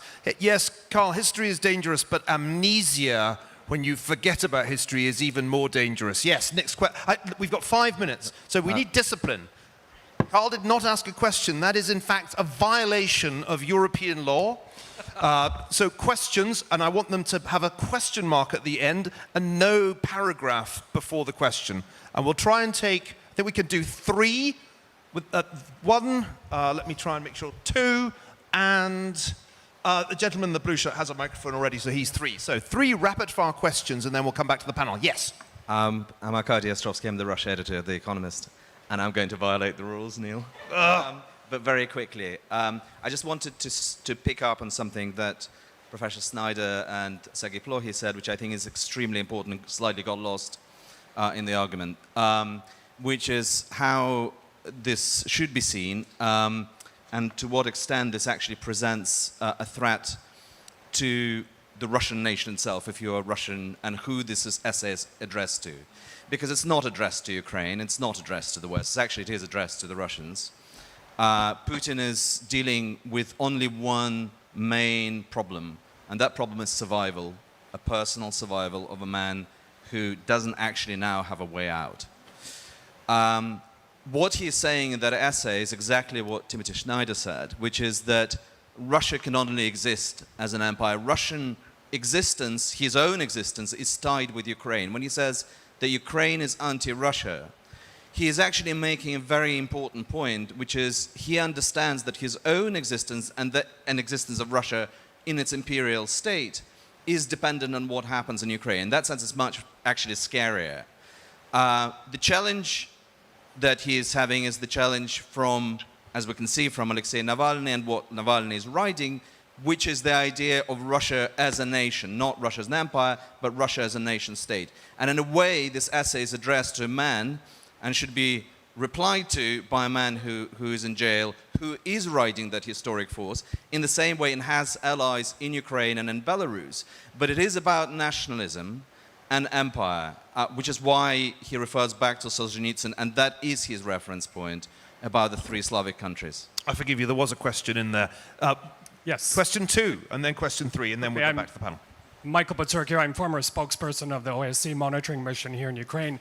It's mostly for Madam Deputy Prime Minister, but I want to call a spade a spade. I think the reason the European Union is slow motioning Ukraine's entry is because they're terrified of the reaction of Mr. Putin once the EU border comes up to the Russian border. That's what's happening there. Quickly, so I follow Russia and China a lot. I find they're playing much more by the same playbook. Look what China is doing, for example, in the South China Sea, a big territorial grab there. Well, guess what's happening in Donbass? Putin has been handing out, I think it's around 300,000 Russian passports to residents there. pretext to going in, taking more land because we have to protect Russian citizens. The other thing that happened... We need a question. Okay, while Biden... I'm so short of time, I've just got to force you. I'm wondering, the Russians recently announced they're no longer supporting the OSCE monitoring mission on the border, the smaller one, and whether you see that as an alarm bell for getting rid of international observers completely from Donbass, because that's, I think, the way they operate. They do one small step and then a big step. Fantastic. And last question from the gentleman in the blue shirt. Yes, please. And it is indeed a question. My name is Francis Malige, and I work at the EBRD here. I'm an investor, so you'll have to take me as the history buff, and I'll hope not to make you all cringe. But when I read the essay, actually, there's one passage that no one is commenting on, which is the one which is referring to weapons of mass destruction, where he says it would not be an exaggeration to say that the path of forced assimilation, the formation of an ethnically pure Ukrainian state aggressive towards Russia, is comparable in its consequences to the use of weapons of mass destruction against us. So how do we square that with the doctrine of deployment of nuclear weapons in Russia? And do we think that the head of the most nuclear-armed state in the world uses those words lightly? All right, I'm going to do it this way, because we're almost out of time. Tim, can you take who is this directed against in Russia, unless Masha would rather take it, one or other of you. The first question really, who was this aimed at in Russia? And is it right to think that it's really aimed at Navalny? Could I say something else? I've lost all control, ladies and gentlemen. I want to hit on that point in the broader way, which is that there is a long and strong political tradition about Russia, of which Navalny is simply the latest exemplar, which says that for there to be a Russian nation, there must not be a Russian empire. And I think that is, I mean, this is what this is all about. Putin's personal political career, just for contingent reasons of where he is tied up with there being a Russian empire. And that's why we're risking a war. I can't resist talking about the Swedes, because this is this is how Ukrainian history is so fabulously interesting, that you get these Swedish slave traders who encounter Khazars who are just breaking up because they're converted to Judaism, and they turn a Khazar garrison in Kyiv into, they're into their slave trading state, but change their mind and decide that they want to assimilate the Slavs around them, right? I mean, this is fascinating stuff. It's Ukrainian history is fascinating from the beginning to the end, and ultimately that's the answer. That like this essay is super boring, Ukrainian history is super interesting, and that's what we ought to be doing. And then the final thing is, and this goes to just sorry Neil, I know you're in despair. Historians do go on. The existence of this essay proves its own contrary. This essay proves that Russia and Ukraine are different.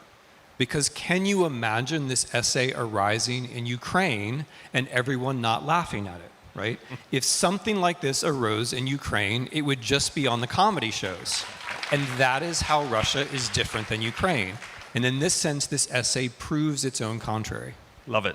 Masha, does this relate to Putin's fear of Navalny and the opposition within Russia, do you think?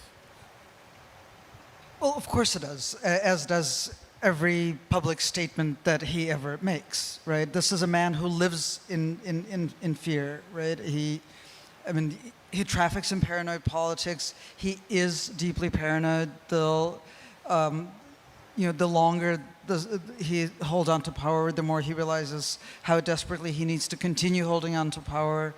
And he sees threats everywhere, and one of the mistakes that we actually consistently make in analyzing him is we talk about threats that actually exist instead of talking about the threats that he perceives. And he really, I think, he has put a man in jail, and he lives in deep, profound fear of him. Yeah. Let me give just 30 seconds each to the other panelists. Serhiy, weapons of mass destruction, what role do they play in the Russia-Ukraine relationship at this point? I mean, not having them has obviously put Ukraine in a position of significant disadvantage. How do you think about that issue? And then I'll end by going to Olga for a final thought on on security. No conferring. It's like University Challenge used to be on the BBC. So the question, I think, if I understood it, related to the fact that there's a passage in the essay which I skipped over and missed about weapons of mass destruction. And I wondered if you'd spotted that, or perhaps we all need to read it more closely. Well, we're talking about Ukraine giving up nuclear weapons, right? That's the question. But Putin somehow defining Ukrainian nationalism as a weapon of mass destruction, right? Nationalism as a weapon of mass destruction, okay. Well, again, the interpretation is that this is a very 19th century interpretation, that this is an intrigue of the West, intrigue of the Austrian General Staff. He actually refers to Austrian General Staff, to use part of the Russian nation against itself. So it's destruction from within. So this is my understanding, this is my reading of what is there.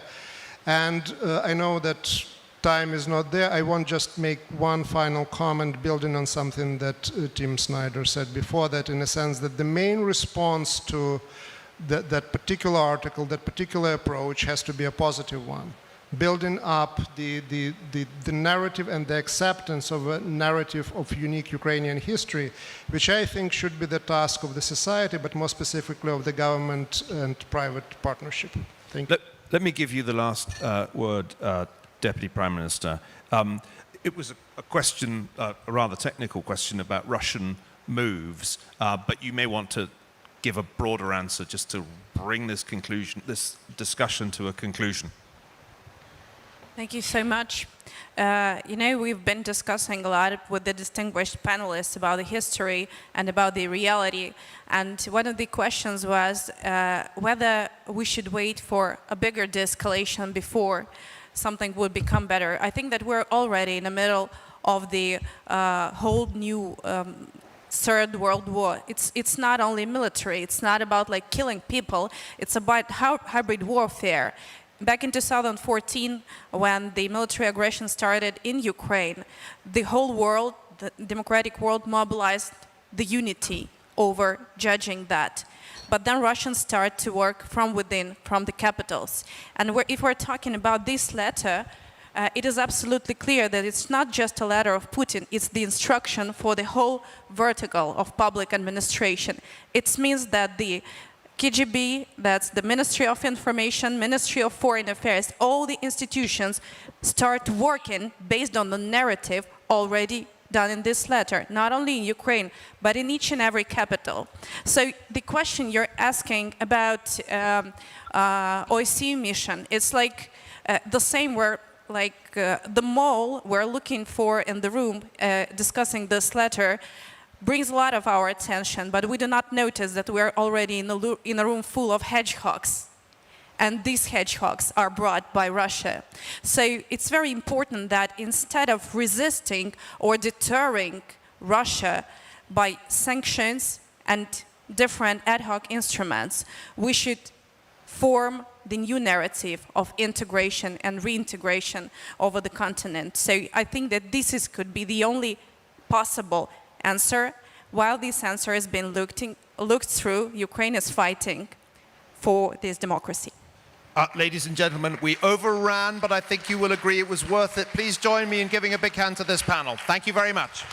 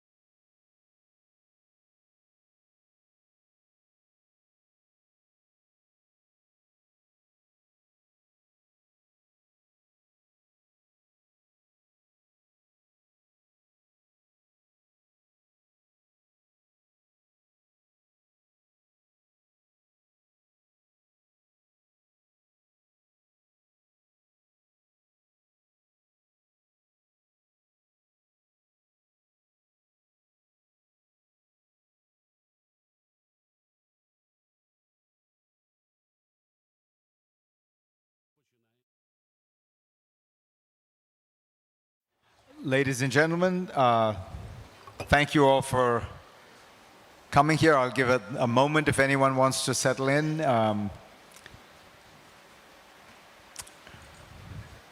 Henry Kissinger once said, "Those who need no introductions crave them the most." I am going to assume that is not true of my interlocutor today. Tony Blair is, well, Tony Blair. And so what I thought we would do is, since we have what is really an extraordinary and special opportunity, given the day that we are convening here, the 20th anniversary of 9/11, to start off with somebody who was one of the world's most powerful people on that day, and ask you, Tony, what were you doing when the first plane hit the first tower? Well, Fareed, first of all, thank you for not introducing me. It's a great pleasure to be back here at the YES conference. I'm so pleased that it's able to happen with some semblance of normality, and it's great to be back in Kyiv as well, and thank you everyone for attending. So that day, and we're speaking now around the time that it actually happened 20 years ago, at this exact moment actually. And I think it's first of all appropriate to remember the people that died, the victims, their families, and to just reflect that it was at that moment an event that changed our world, and it felt like that when it happened. So I was about to give a speech to the Trade Union Congress in Brighton in England, and I was just preparing the speech and putting finishing touches to it, and then I was summoned by one of my aides who said, "You've got to come through and see what's happening on the television there." And it was an incredible and terrifying and traumatic sight, and it's, I don't suppose anyone who is in any position of authority at that time will ever forget that day. And in the weeks after that, you must have been thinking, is this the first of a series? What is going on? Yeah, so the biggest anxiety we had was obviously what had happened was completely unprecedented. The world came to a stop. We were worried about how we kept our people safe. There could have been further attacks. We didn't know where they were coming from. For a long time after that, we would get threats, some of which were credible, against our infrastructure. We were having to shut things down. We closed our airspace, obviously, at that time, and kept it closed for some days. So you didn't know what to expect, but it completely changed people's perception of their security. And of course, the important thing was what did we do? What was to be done about this? And so in the days that followed, in close consultation with the American president, we tried to work out a strategy in consultation with other allies. Did you immediately start thinking about the question that, I was editing Newsweek at the time, and there was this real public thirst or hunger to understand, why did this happen? And so I wrote in 3 days, I wrote a cover story, 7,000 words, called "Why They Hate Us." And I tried to kind of go through the roots of it. And I always wondered, how much did people in positions of power try to figure that out? Or were you so consumed with the fear that, there may be another one, that you were not able to start thinking about that? No, we did have to think about it, because the question is really to identify what was the nature of the threat and what was the potential threat in the future. So we did think about that a lot. And, for me, I'd seen that there had been terrorist attacks by Al-Qaeda against American forces. There have been several hundred people killed in Africa a short time a few years before that. You know, that you could see a pattern before that from this group, but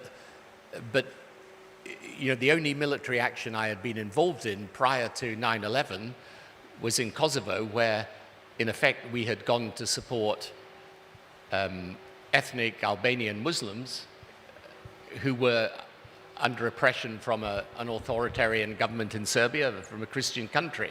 So we didn't perceive, I think, at that, until 9/11 happened, that this would be turned on us in our own country in this way. So, you know, most political figures inhabit one era pretty comfortably. So if you think of the 1990s and the 2000s, Bill Clinton is the classic figure of the 1990s, the internet boom, peace and prosperity, America astride the world. George W. Bush is very much a figure of the aughts, the war on terror, which really defined his presidency. You, I think, almost uniquely span both. And you are, in a sense, associated very strongly with both. You were the great new labor figure who was very much Bill Clinton's partner, talking about technology and you know, a pragmatic liberalism and all that kind of thing. And then 9/11 happens, and for a lot of your admirers, you morph into George W. Bush.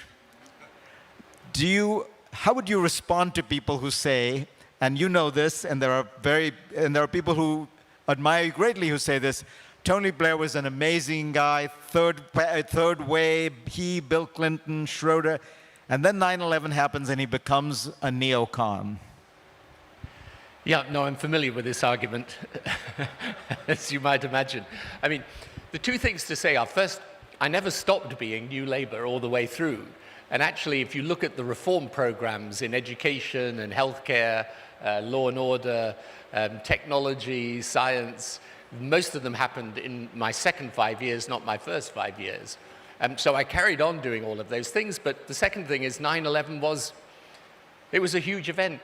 And you know, it did give rise, obviously, to a whole set of decisions, but the first decisions we had to take were, first of all, for my country. Did we stand with America or not? Was this an attack on America or an attack on the West, on what we represented?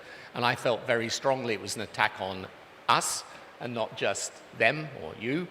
And so, you know, so began what was a new phase of policy, but all the way through, I was trying to make sure that at the same time as we were taking military action, rightly or wrongly, in pursuit of what we thought was necessary, there was a strong progressive component to what I was doing. So I always say to people, you know, we also at that time, I put huge pressure on the revitalization of the peace process and the roadmap. We conceived of a trebling of aid to Africa and the poorest parts of the world, which was then followed by America when we held the G7 summit in 2005. And out of that came the largest life-saving program ever, the PEPFAR program in Africa. So I always, you know, whatever the motivations of some of the people within the Republican Party for what happened, you know, I was always trying to look at this still from a progressive point of view. But in the end, the thing that you find in government is that you have to take the decision. And ultimately, I had to decide whether to be with America or not. And I thought it was really important that America should not face this alone and that we should be with them. Now, you know, of course, obviously, there are many people who disagree with that, but I took it for the reasons I stated. And I always say to people, one of the things that's really important when we look back on this 20 years, because different decisions are being taken now, is that we don't challenge each other's good faith. These are difficult questions. They're difficult to get right. But in the end, the thing you learn when you're in a position of power is that you get to decide the answers, but you don't always get to decide the questions. So one of the things I wrote a lot about in those first few weeks was to highlight for people the strange role that countries like Saudi Arabia had played in this process. They were partners of the West, they were military allies of the West, but they had quietly, in a sense, through the back door, been funding, I saw this growing up in India. Every new mosque, every new madrasa, every new Islamic center was always funded by the Saudis, always with a Saudi-trained imam who always taught the most fundamentalist, obscurantist, puritanical version of Islam that was highly intolerant. Not always militant, as you know, that those things are allied, but not always advocating violence, but certainly always advocating extreme intolerance. And I wondered, for you and the Bush administration, was this a difficult dance to play? That you knew that Saudi Arabia was at some level the source of the problem, but at another level, a crucial ally, the swing producer of oil in the world. How did you think about that? Yeah, it's a really good question. And one of the problems when you are in government is that you're in the middle of everything, taking decisions all the time and with pressures coming on you. And one of the things I've been able to do since leaving office is with the institute that I have, we've been able to look at problems with much greater depth. And the truth of the matter is, I think we were not fully aware at that point of the origins of this threat. I think if we had been, it would have made quite a significant difference in some ways to how we approached it. So when there's an excellent paper that's been written by Dr. Eman Al-Badawi in my institute, which published in the last few days, which I recommend to people because it shows you how this issue to do with Islamism, which is different from Islam. Islamism is the turning of the religion into a political ideology.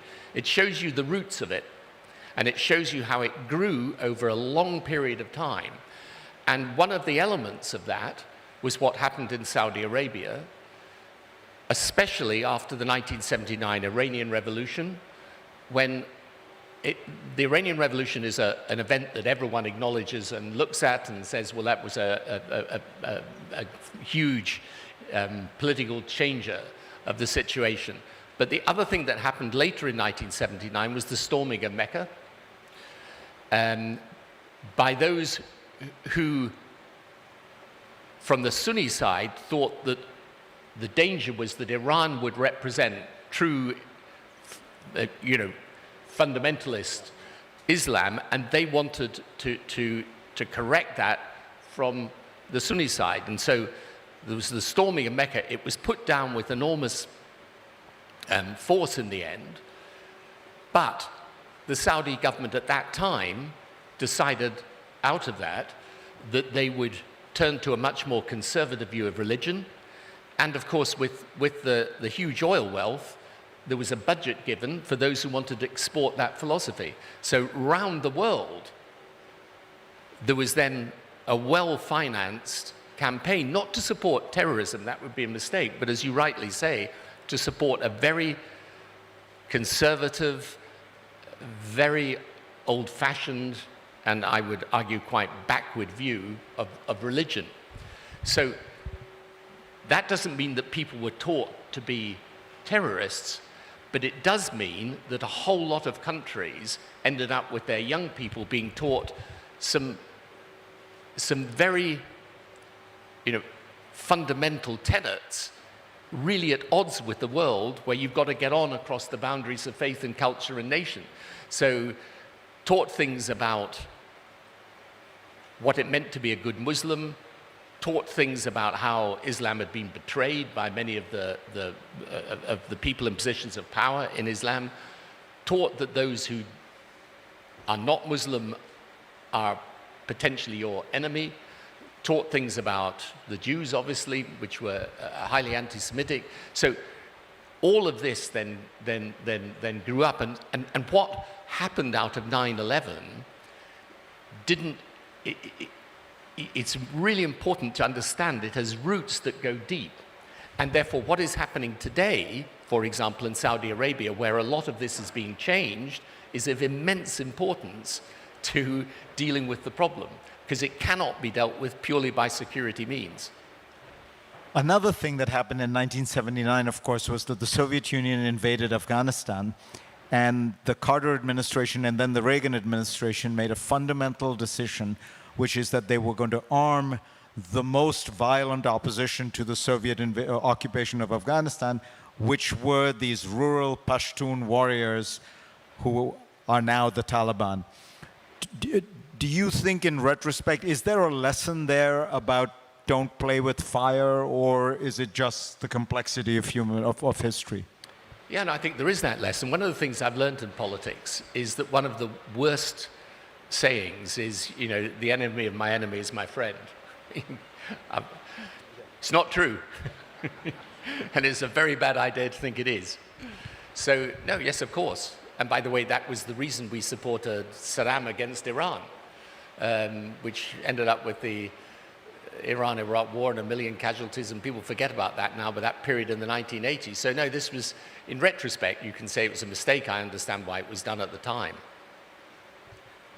So you mentioned the world of Islam today and how Saudi Arabia, Israel is very different, and it does seem to be. I mean, the dreaded religious police has been largely disbanded. Women have been given more significant rights, all under an absolute monarchy that is pretty brutal on political dissent, particularly, you know, the example of Jamal Khashoggi, who interestingly was my guide when I went to Saudi Arabia at the invitation of the Crown Prince at the time. So it tells you he was once very much in favor with the ruling family.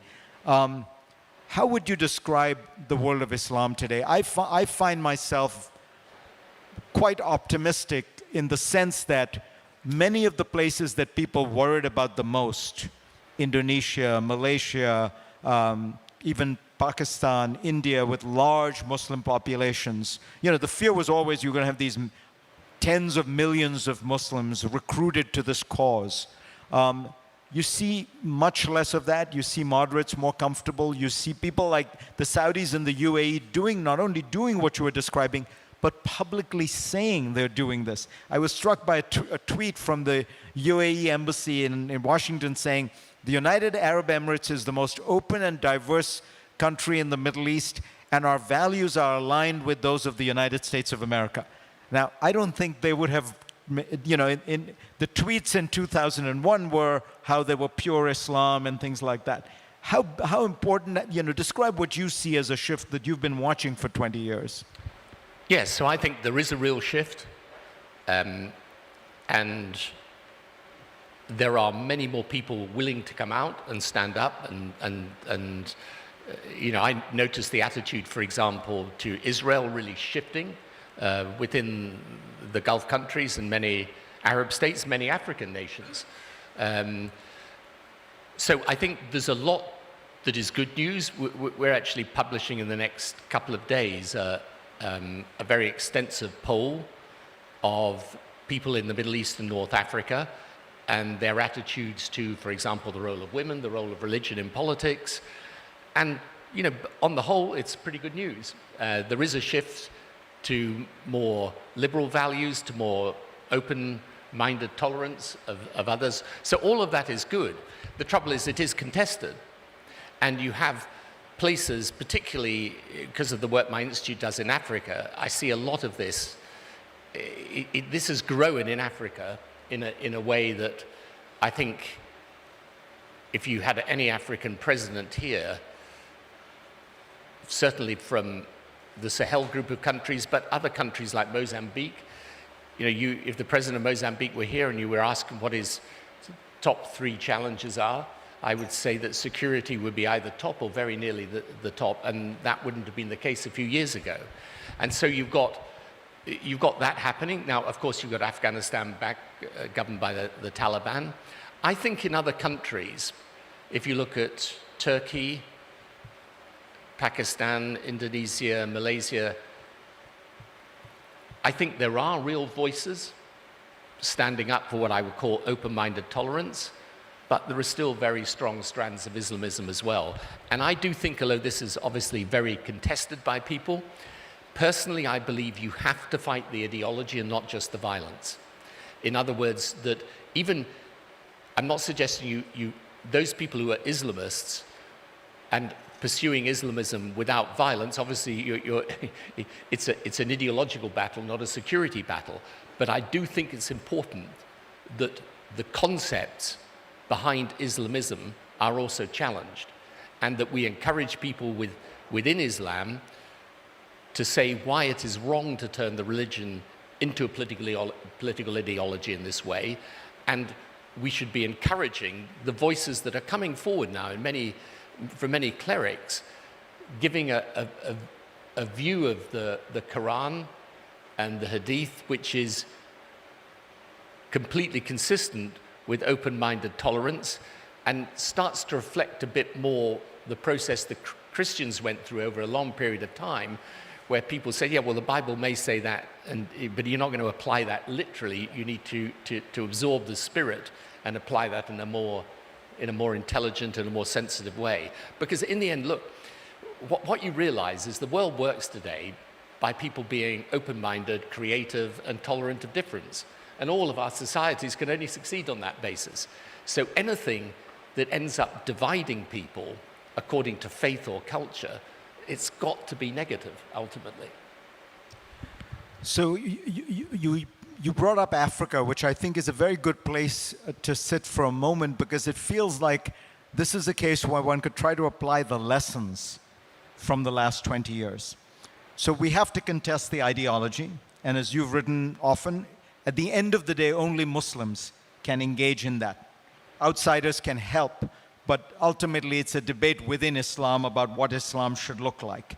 Then the question is, should you contest militarily, and how should the Western world contest militarily? So when you look at a place like Africa, this is, we're not just debating history now, which we will, but my question to you is, with the lessons of 20 years, would you send in large numbers of Western troops into African countries, even if those governments asked you for them? I mean, one of the features of the British Empire that people don't know is very often the Brits were asked by various people in India, local elites, please come, send in your troops so that you can beat up my enemies and then I can be in charge. How should we think of this problem of the use of military force to beat decidedly bad people? Yeah, so this is where, in my view, and I tried to be reflective rather than defensive of the decisions that we took. I think it's possible to conceive of a combination of help around security and help around development, because for a lot of these countries, the violent people will prey on local disputes, local difficulties, local tribal or ethnic differences. I think it's possible to come, based on the experience of the last 20 years, to what I would call a more sustainable course of help for countries that need help, but where, if we did what we did in Afghanistan or Iraq, I don't think that's going to happen again in that way. But if you take those Sahel group of countries now, that's the countries that are in that northern part of sub-Saharan Africa, just underneath North Africa, and those countries are in a very serious state today, and the anarchy in Libya has greatly boosted the instability in those countries. But they have the following things in common. Most of these countries, they have exploding populations, a large amount of poverty, weak institutions, and radicalization. So these governments are struggling. Now, one of the things you learn is that you cannot do development unless there's security. So you've got to secure the space. If these groups are able to operate with impunity, then it's impossible to do development, because you don't have any stability within which the development can take root. So we need to be able to help these countries, and that will require us to make a commitment. Now, it doesn't need to be a commitment in the same way that we did in Iraq or Afghanistan. It could be, for example, as we were in Afghanistan after 2014 when we went to a mission that was more to assist the local forces. But you can decide that, but the reality is none of these situations will be governable unless you have at least some force on the ground. Okay. It doesn't always need to be ours, but there needs to be the ability to control the space. And the second thing then is to work on the politics and the social development that is necessary to help those countries. Now, in the Sahel at the moment, we're doing a little bit of both, but not enough of either. And France, frankly, has been left to carry the main military burden. Obviously, for President Macron, this is incredibly difficult, right? So he's under pressure to withdraw because obviously the risks of French troops being there are great. My point is the West needs to work out its strategy. It needs to decide what we should do to help, what's the best combination of security and development measures, and we need to treat it, I would say, particularly from the European perspective, as a very serious threat to us. Because otherwise, you're going to get extremism and waves of migration coming out of that. And, they're a short distance from Europe. One other thing that I think is raised by this is what does Europe do? And for these purposes, I include Britain. We're incapable of acting in any of these situations without America. So at some point, we're going to have to think our way through that because it's on our doorstep. The Middle East is on our doorstep. And the one thing that I think is clear from recent times in the US is there is no appetite in the US to play the role that was played immediately after 9/11. Does that mean you would endorse what President Macron sort of flirted with, which was talk of building up Europe's capacity, but particularly its capacity to do force projection in a way that right now you can only do if you piggyback on America? Yes. I mean, the reason I started European defense in the year 2000 with President Chirac then, so Britain and France, was because of my experience in Kosovo. I mean, I was lucky that President Clinton, without any great support actually in America, it wasn't a big issue in America, but he committed America, and that commitment was in the end what toppled Milosevic and effectively changed the situation. But the lesson for me out of it was that without America, there's nothing we could have done. So I think this has got to be seriously thought through. And even if Britain is outside of the European Union, there's no reason why we can't cooperate on defense, consistent with NATO, of course. But we need to develop that capability. And if we don't have that capability, and America's not prepared to commit in the same way that it has done previously, we're left with a void. So you talk about assisting and helping these local governments. And the question I have about that, and this now just gets us to Afghanistan, isn't the problem ultimately that those governments that are so dependent or become so dependent on foreign support, particularly Western support, become inherently delegitimized by some local opposition, some local insurgency that can claim the mantle of nationalism? So if you look at what happens in Afghanistan, ultimately, I mean, there was a very good book by an American soldier, Carter Malkasian. He says basically the difference was very simple. The Taliban soldiers were fighting for God. The Afghan army soldiers were fighting for money. And the kind of mythology around that became so large. So you had this government, which we called a democracy. In the last election, 1.8 million Afghans voted in a country of 40 million people. It was a country we called independent, but 80% of its revenues came from foreign aid. It had a defense budget provided by America that was larger than its GDP. Its army could only fight using American Air Force, American logistics, American intelligence, American know-how. I remember a general telling me that his program for retraining the Afghan army began with teaching them how to read, because he said otherwise they can't read our manuals. And I said to him, General, do the Taliban know how to read? Because they seem to know how to fight pretty well without reading. And it always struck me that this was the problem. And I sympathize, which is, you go in there from the outside, you want success fast, so you throw resources at the problem. But in throwing those resources, you're overwhelming a country and creating a kind of puppet regime. Yeah, so I think it's one of the most difficult things in these situations is you either go all over on this side of the argument or you go all over on the other side. And for sure, many times in the last 20 years, people were wildly over-optimistic.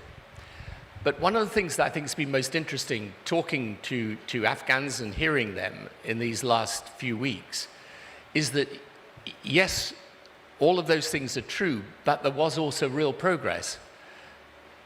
You know, the girls going to school was real. The development of Kabul into a completely different city from how it was in 2001 was real.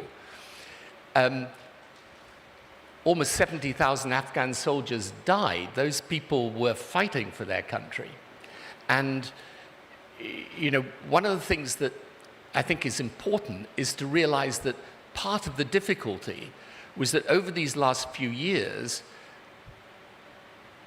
it was becoming pretty obvious that the United States, at least, did not really want to stay. Now, the thing that I think when you're fighting these groups you have to realize is, number one, they don't think 20 years is a long time. We think 20 years is a long time. They don't think it's a long time. That's why I always say to people, when you look at the Iranian regime and what are they trying to achieve and what are they trying to do, don't be under any doubt. They want to acquire nuclear weapons capability, and they're happy to go through deals, no deals. They'll wait us out. Okay.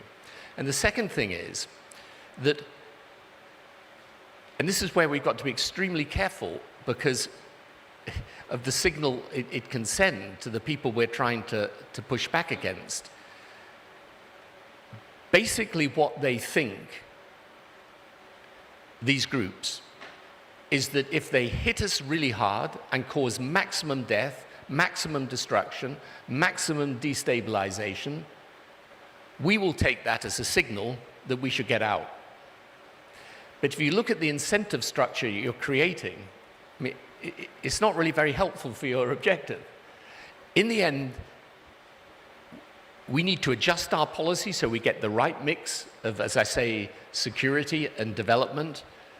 But having come to a view, we've got to have the staying power to see it through, because if we don't, then of course what happens is the people we're working with locally, people in the government, people in the provinces, they end up thinking, well, are these people really with us or not? Do we then have to make a deal, a side deal with the Taliban, because otherwise they're going to be coming back?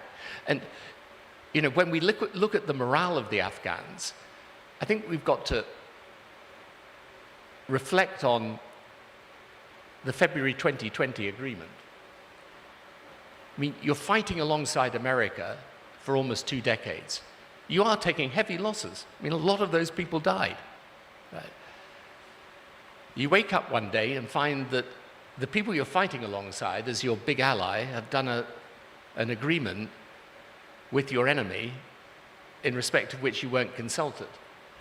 Now, I guess that probably would have a demoralizing effect.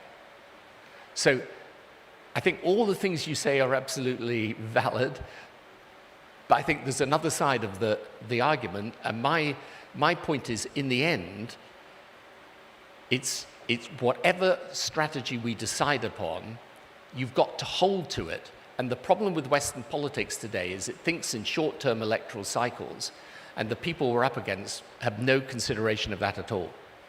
So this is an important point because we are in Ukraine, and they are, you know, naturally people are wondering about the West's credibility and its staying power. And I guess I would push back and just ask you how you respond to this, which is, we say this about Western democracies, but the United States stayed more than twice as long in Afghanistan as the Soviet Union did, which had no public pressures to worry about we stayed longer, Tony, than the British Empire did. There is no 20-year period in the 19th century when Victorian Britain was able to sustain what America did. I think the problem was it wasn't working.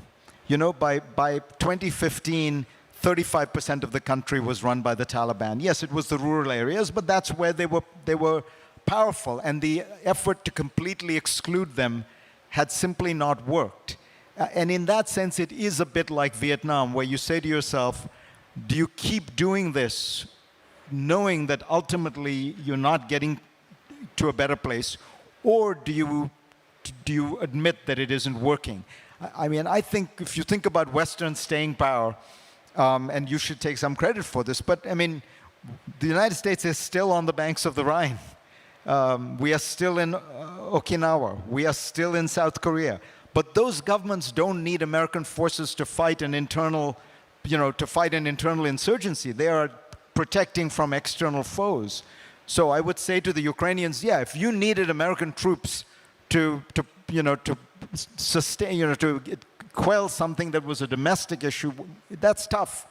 But if you want a deterrence against an external foe, we've got a pretty good track record in the West.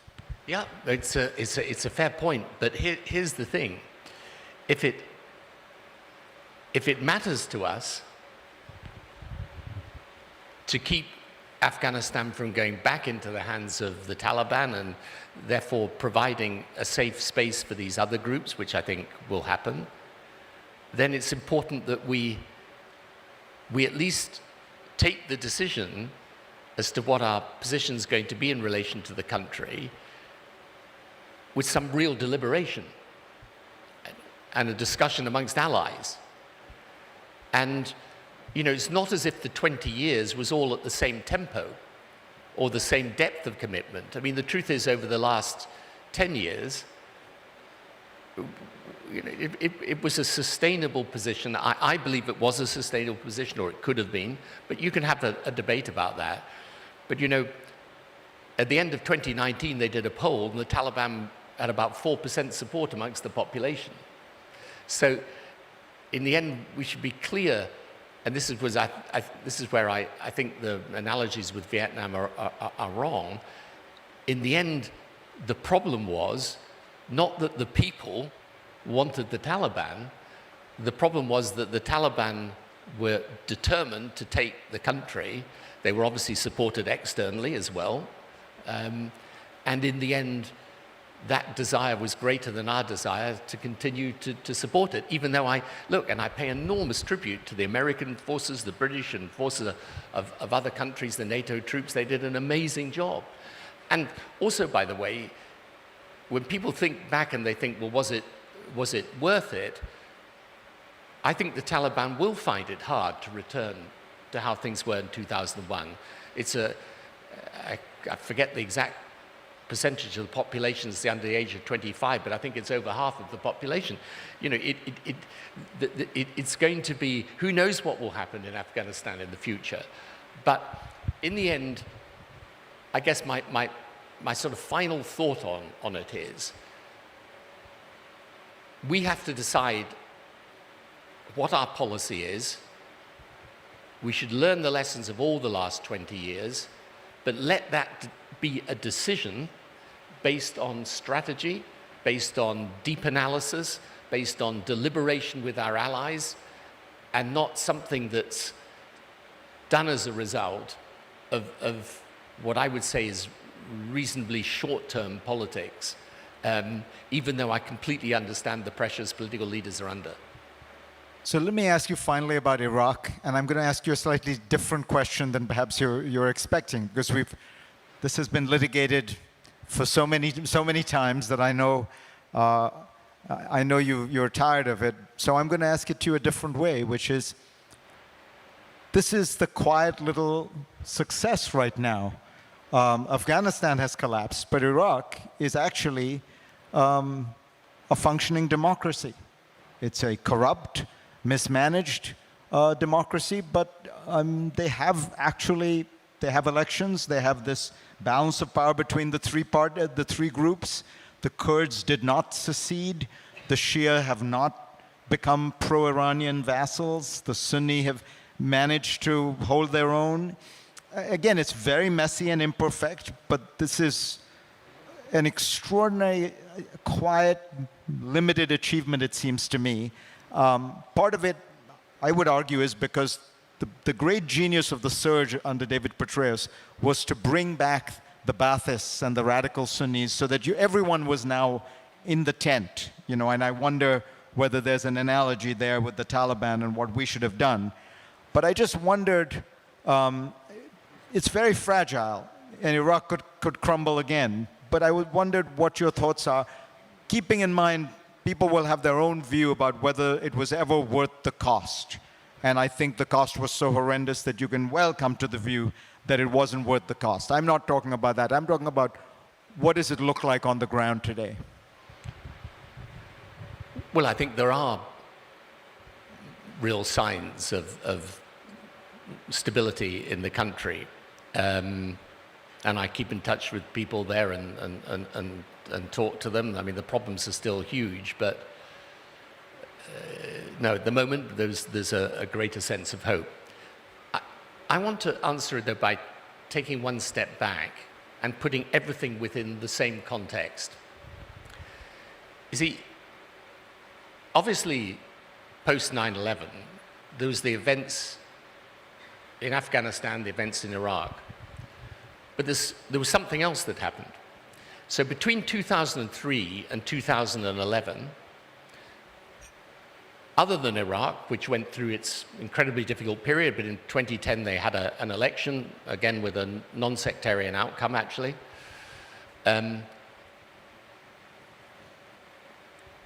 All over the rest of the Middle East and North Africa, not a single government changed hands. If you'd gone to Damascus or in Cairo in December 2010, you'd have seen it relatively at peace, right? So the Arab Spring happened in 2011. And what happened in the Arab Spring was that people came out against the status quo, which they regarded as repressive and dictatorial, and they wanted something different. But two groups of people came together to overthrow the status quo, very much like they did in Iran in 1979. The liberals and the Islamists. And what happened, when people talk about the Arab Spring, which then, of course, created all the difficulties we see in Syria, in Libya, in Yemen, what happened in the Arab Spring is that in the end, the Islamists had superior organization, and the liberals found it difficult, with all the problems that they had, to gain traction.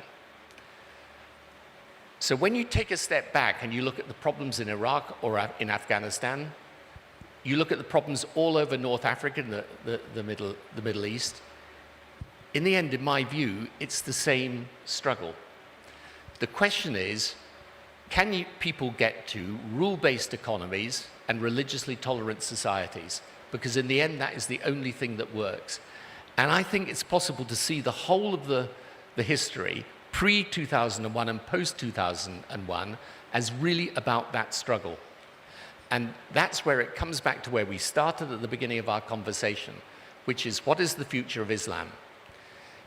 Can it find its way to retrieving the religion from those people who want to abuse it,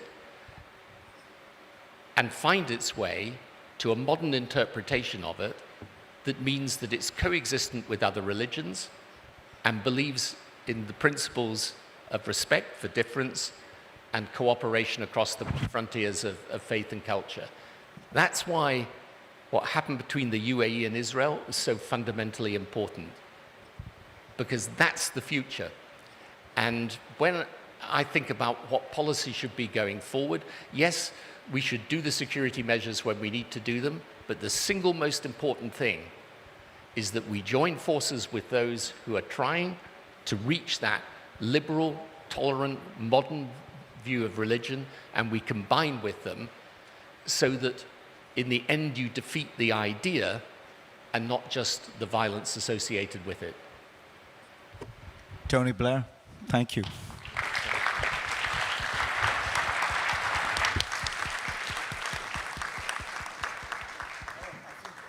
I have to stay here because now I have to, if you thought Tony Blair was easy, and now I have Neil Ferguson.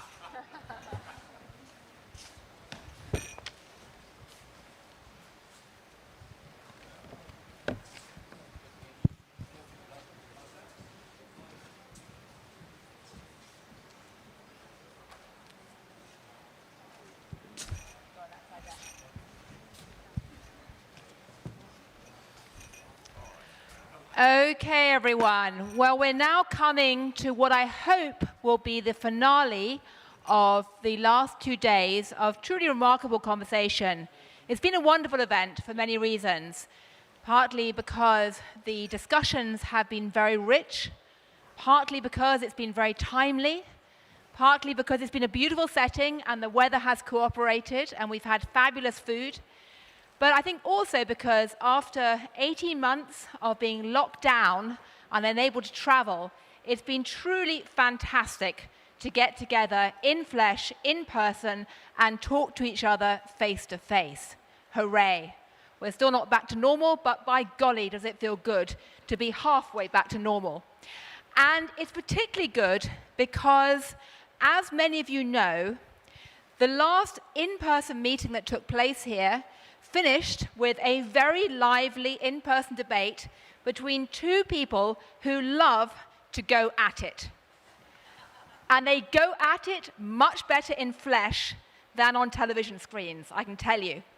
They're pretty hard to control in real life, probably easier to control on a television screen because I can just switch them off when they're talking too much. But this evening, we have them in real life, in person, having a very, hopefully, lively debate about a crucial issue of our time, which is this. We're going to have an Oxford-style debate, and I'll explain in a moment how it works. But the motion which is going to be discussed, and I'm going to ask you all to vote with your hands on this in a minute, both before and after the debate, so keep listening, don't fall asleep yet. The motion is this. A new Cold War cannot save a warming planet. A new Cold War cannot save a warming planet. What that basically means is, should we adopt a position of realpolitik, not worry about values, cooperate with people who we consider to be our enemies in order to tackle some of the really hot issues of the day, whether it's climate change, pandemics, AI, etc., etc. So should we embrace realpolitik in a warming, if not hot world? Or should we instead stick with values and say, actually, there are fundamental disagreements in the world today, be that with Russia or China, and that actually we should not be embracing realpolitik at all costs, because actually we need to club together in the West and make a stand for what we think is important. So, a new Cold War cannot save a warming planet. Before I tell you who is going to argue for which side of the debate, well, I imagine many of you can guess already. I won't give away any clues yet. I'm going to ask you all to vote with a show of hands as to which way you go. Because the way that an Oxford debate works is that I ask you to vote at the beginning. I take a note, very roughly. This is not a scientific experiment. If you're feeling a bit shy, or you don't quite know yet, or you want to hear what these two amazing arguers are going to say, you don't have to vote at the beginning. I'll put you down as an extension. But what we're going to see is whether they can persuade you, sell you on their ideas or not. So I'm going to see whether they change your minds in the course of 30 minutes. And then what happens is I'm going to ask each of them to present their case for 5 minutes. They're not allowed to interrupt each other, no matter how much they want to. They can't make rude faces at each other. We are in real life. Then they each have 2 minutes worth of rebuttal. I will then ask them a few questions. They then have a closing statement, and then we vote again. So that's how it works. So we're going to start with you all in the room. Who thinks that a new Cold War cannot save a warming planet? We should embrace realpolitik, not values. Okay, one of you. You're either all asleep or you're shy. Who thinks that we need to basically embrace realpolitik, that a new Cold War is actually necessary in order to deal with the big planetary problems? Okay, rather more of you. Okay, interesting. So we currently have a majority in favor of a Cold War over realpolitik, in favor of taking a stand rather than simply swallowing our values. But I will just say the majority of you are either asleep or shy, or I've spoken too quickly and you didn't actually understand what I was saying at all. That happens to me a lot in America with my English accent. But anyway, I'm going to start with Fareed, who is taking the argument for a new Cold War cannot save a warming planet, and he's going to argue why we need to embrace realpolitik, and the clock has started now. Fareed, you have 5 minutes to convince us. Can I begin by saying, Gillian, that you're looking beautiful, and this is my way of flattering you in the hope that I get a little bit more time. No. So I want to make clear what I am arguing for, because I think Gillian has expanded brilliantly the conversation from the pure proposition. The proposition is a Cold War cannot save a warming planet. And what I want to say is a Cold War will not allow us to do the kinds of things we need to do collectively in the world. That the major threats we face in the world today are ones that cannot be tackled by one or two countries alone. They are challenges that have to be addressed collectively. And that a Cold War makes that kind of collective action impossible. So, let me start by telling you what I think is the dominant trend of the last generation in the world. And it is what I've described as the rise of the rest. So for 400 years, the West has been dominant. And over the last 30 years or so, you have seen a new phenomenon happen, which is that the so-called emerging markets, or Asia, or call it what you will, some combination of countries that were left out of the dominant power structures of the world have been rising. The numbers are fairly simple.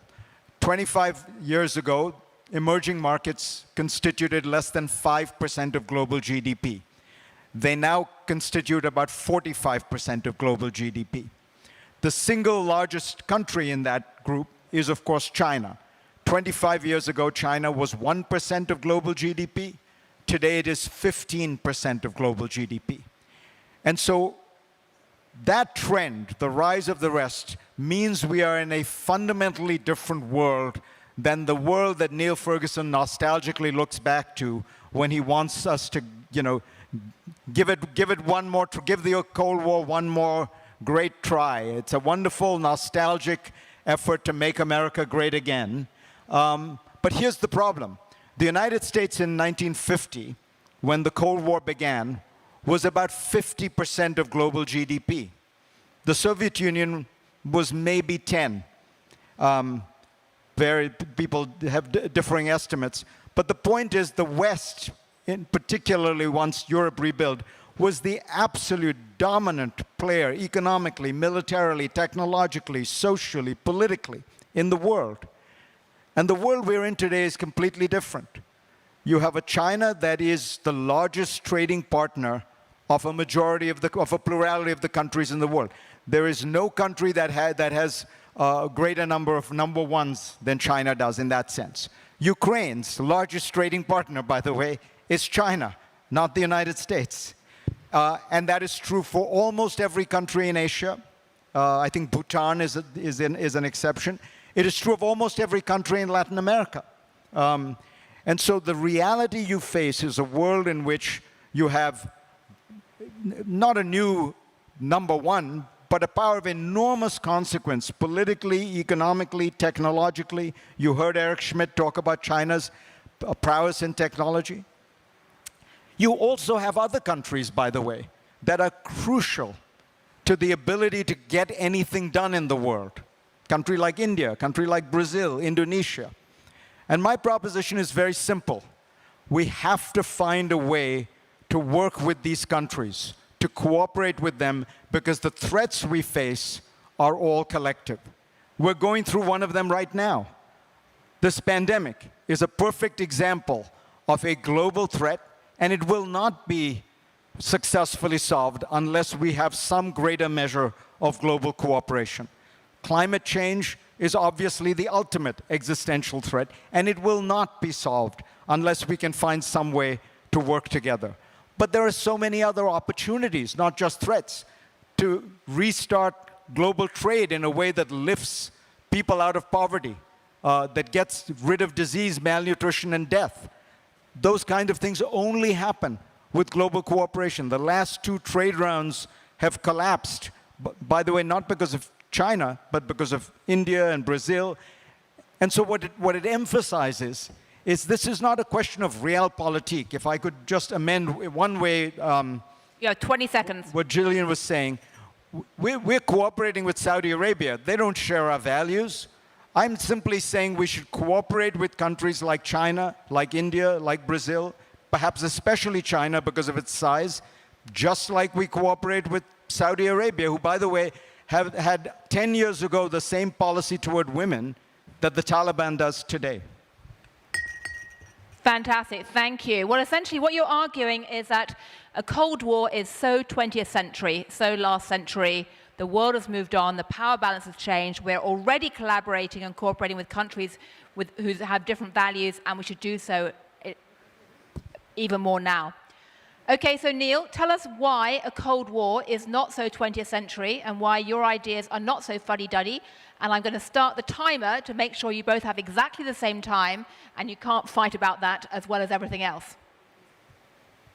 Ladies and gentlemen, a new Cold War can save a warming planet. In fact, it may be the only way to save a warming planet. It's not me who's suffering from nostalgia. It seems to be my friend Fareed, who looks back longingly on the days of win-win cooperation with the People's Republic of China. And he has the nerve to cite the pandemic as evidence. How did that win-win strategy go for the rest of the world when China decided to cover up the outbreak of COVID for weeks on end until it spread around the world? Are we in a new Cold War, ladies and gentlemen? Let's start with that question. The answer is yes. And if you don't believe me, how about listening to what Xi Jinping said on July the 1st in Tiananmen Square to mark the 100th anniversary of the Chinese Communist Party, where he made it clear that his idols are Karl Marx and Mao Zedong. He said, "We will never allow any foreign force to bully or oppress or subjugate us. Anyone who would attempt to do that will find themselves on a collision course with a great wall of steel forged by over 1.4 billion people."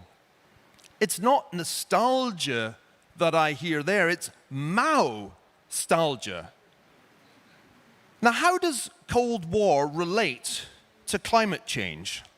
Let me tell you exactly how. Because it's only through Cold War strategies that we are going to be able to pressurize China to mend its globally harmful ways. Since Greta Thunberg was born, which was in 2003, rather shockingly, global coal consumption has risen by 39%. The People's Republic of China accounts for 93% of that increase. Nearly all the increase in coal consumption in the world since Greta Thunberg was born is China. Let's turn to carbon dioxide emissions from all sources. Those have risen by nearly a third since Greta Thunberg was born. China accounts for 64% of that increase. 2/3 of the increase in all of the world's carbon dioxide emissions since Greta Thunberg was born in 2003 are accounted for by China. China is not going to change its ways listening to Fareed. We know that because win-win has been Chinese rhetoric for you restrain yourselves and we carry on our own sweet way. and nobody, and I quote, can bully, oppress, or subjugate us. And you'll hear more of that when we say to them, as John Kerry has just tentatively started to do, hey, could you possibly stop building those freaking coal-burning power stations? Because if you charge your Teslas with coal, it's not going to save the planet's going to burn. The second point I want to make relates to Fareed's conversation with Eric Schmidt. Listening to Eric over the last few years, I've heard him move from win-win to a funny word, co-opetition, which I never liked, to a recognition that China poses a serious national security threat to the United States, not least in the area of artificial intelligence. The lesson of the Cold War, and this is the last point I'm going to make, is that when the West focuses and realizes the nature of the threat from a communist regime, its technological innovation accelerates, and the only way we're going to save the planet is through precisely the kind of technological innovation that will come from this competition. So, ladies and gentlemen, it's only using Cold War tactics that we can save the planet, because only by containing China can we save the planet, and only by out-innovating China can we save the planet. Thank you very much. Well, thank you.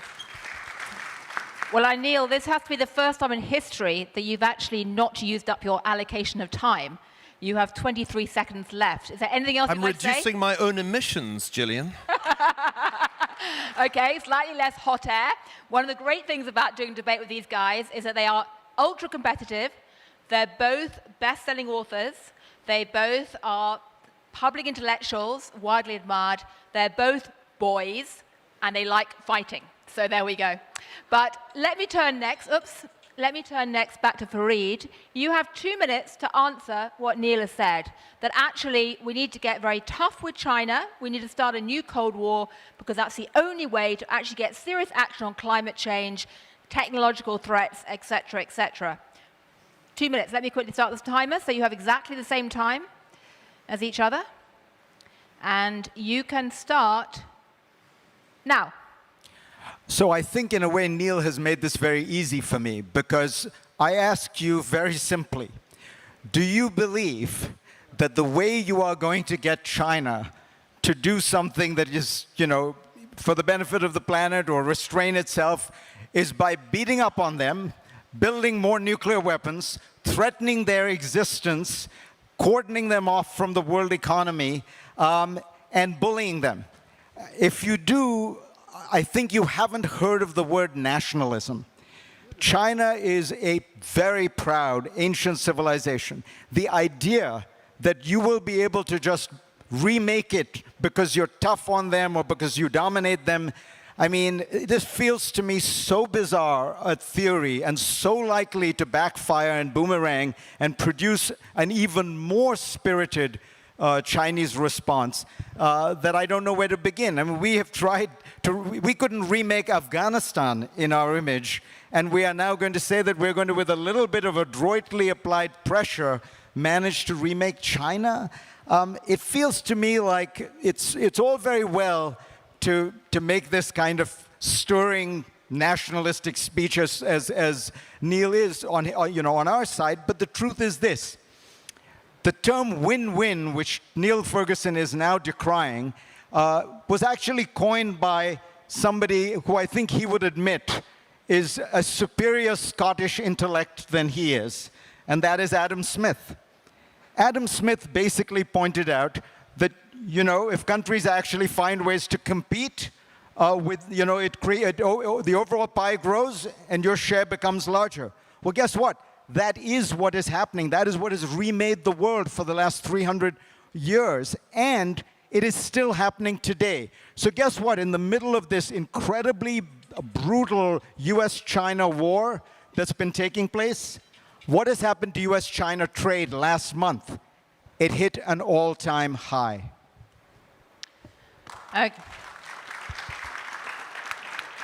Okay, Neil, first of all, I should ask, did you accept that Adam Smith was a superior intellect to you? Yes, but I do not accept that the words win-win appear in the Wealth of Nations.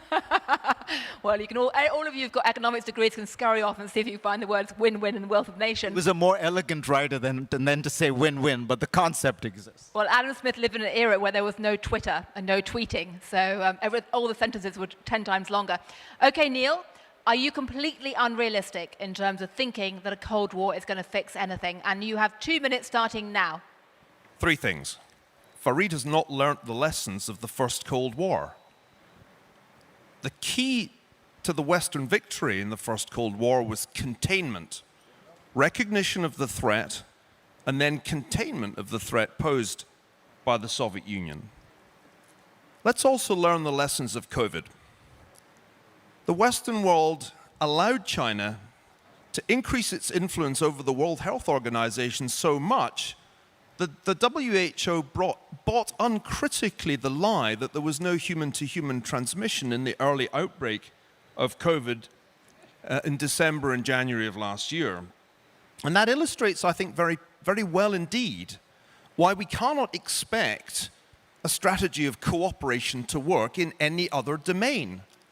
Because the Chinese Communist Party does not act in good faith, whatever the threat is. Whether it's biological or climatic, they will say one thing and do another. Pledge to be carbon neutral, but like St. Augustine, not yet. Not until some distant date in the future. But we also need to take the opportunity of this date to learn some lessons from 9/11. I think the great lesson of 9/11, and Tony Blair made this point in his conversation with you, Fareed, is know the enemy. Understand the threat the enemy poses. We did not understand the threat posed by Islamism and jihadism until the Twin Towers fell. Only then, long after that threat had materialized, did we get it. Ukraine understands this. Ukraine understands the importance of knowing the enemy. Ukraine has good incentives for reasons we discussed yesterday to avoid climate change. Ukraine, where the 20th century made it the land of disaster. And Ukraine has good reasons not to trust an environmentally toxic communist regime. Thank you, ladies and gentlemen. Well, this is the point in which I get to ask you both questions, and you can lob at each other if you want. I'm in the center, so I'm the net between this tennis match. But let me start with you, Fareed.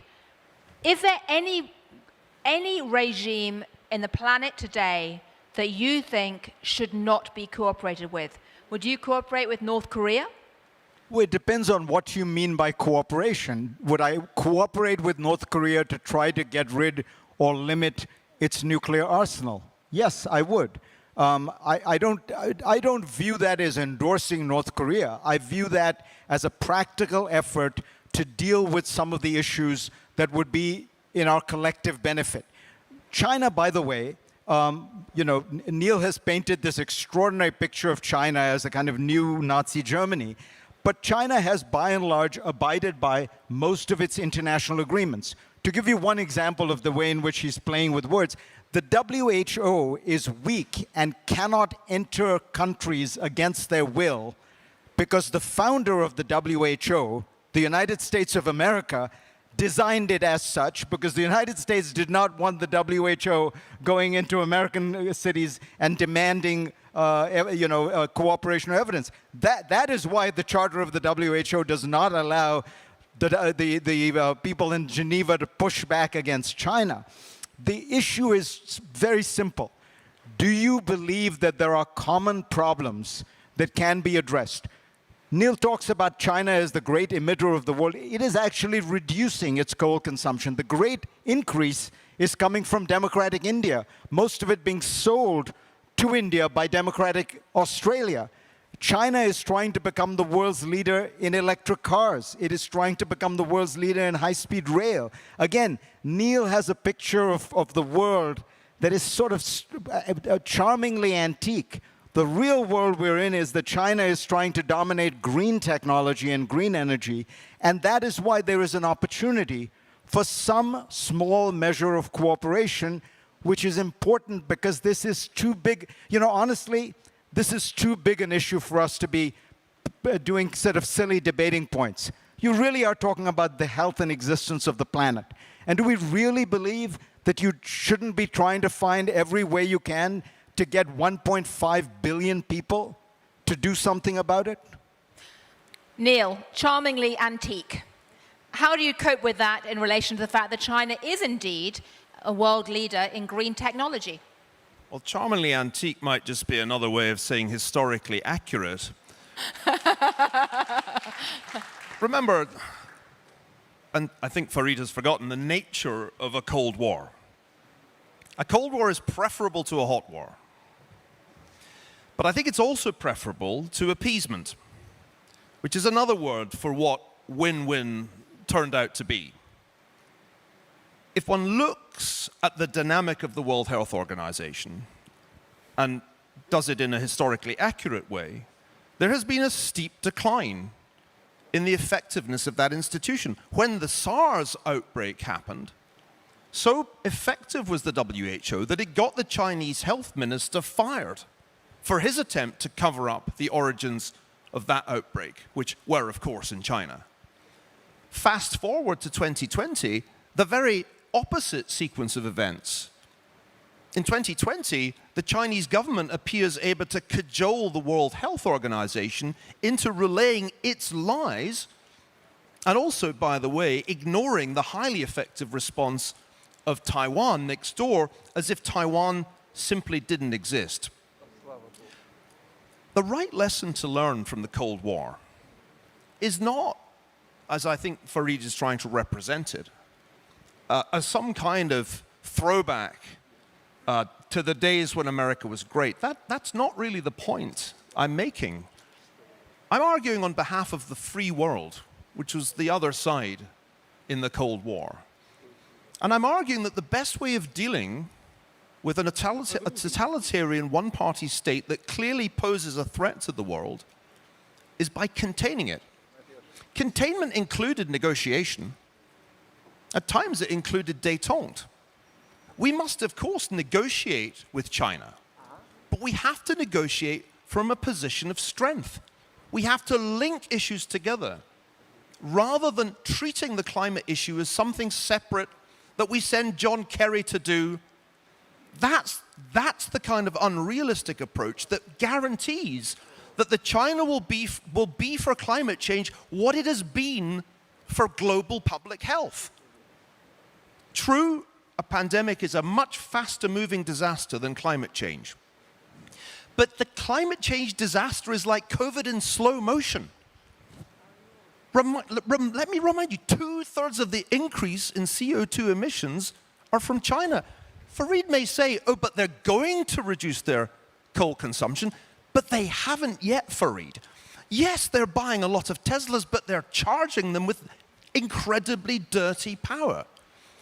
So the lesson of history, not only from the Cold War, also from COVID and from 9/11, you must know your enemy, recognize the nature of the threat the enemy poses, and then use the techniques that worked so well in the Cold War, containment, as well as coercion, linkage of issues, to achieve what we achieved in the Cold War, which was to bring that deadly regime to an end.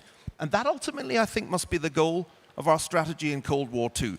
Because a world with a Chinese Communist Party running the second largest economy, perhaps even soon the first, is not a safe world. It's not safe from pandemics.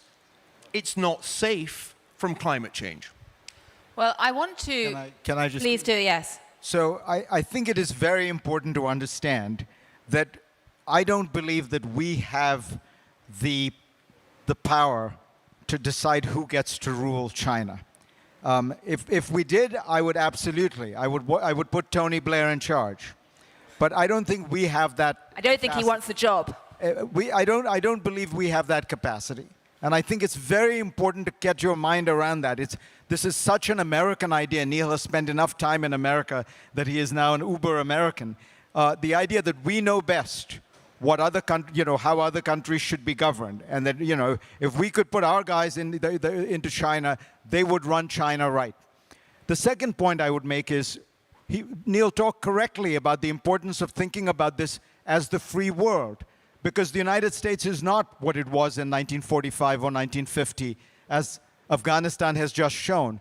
So I would ask Neil to go and talk to people in Germany and ask them whether they are clamoring to sign up for this Cold War.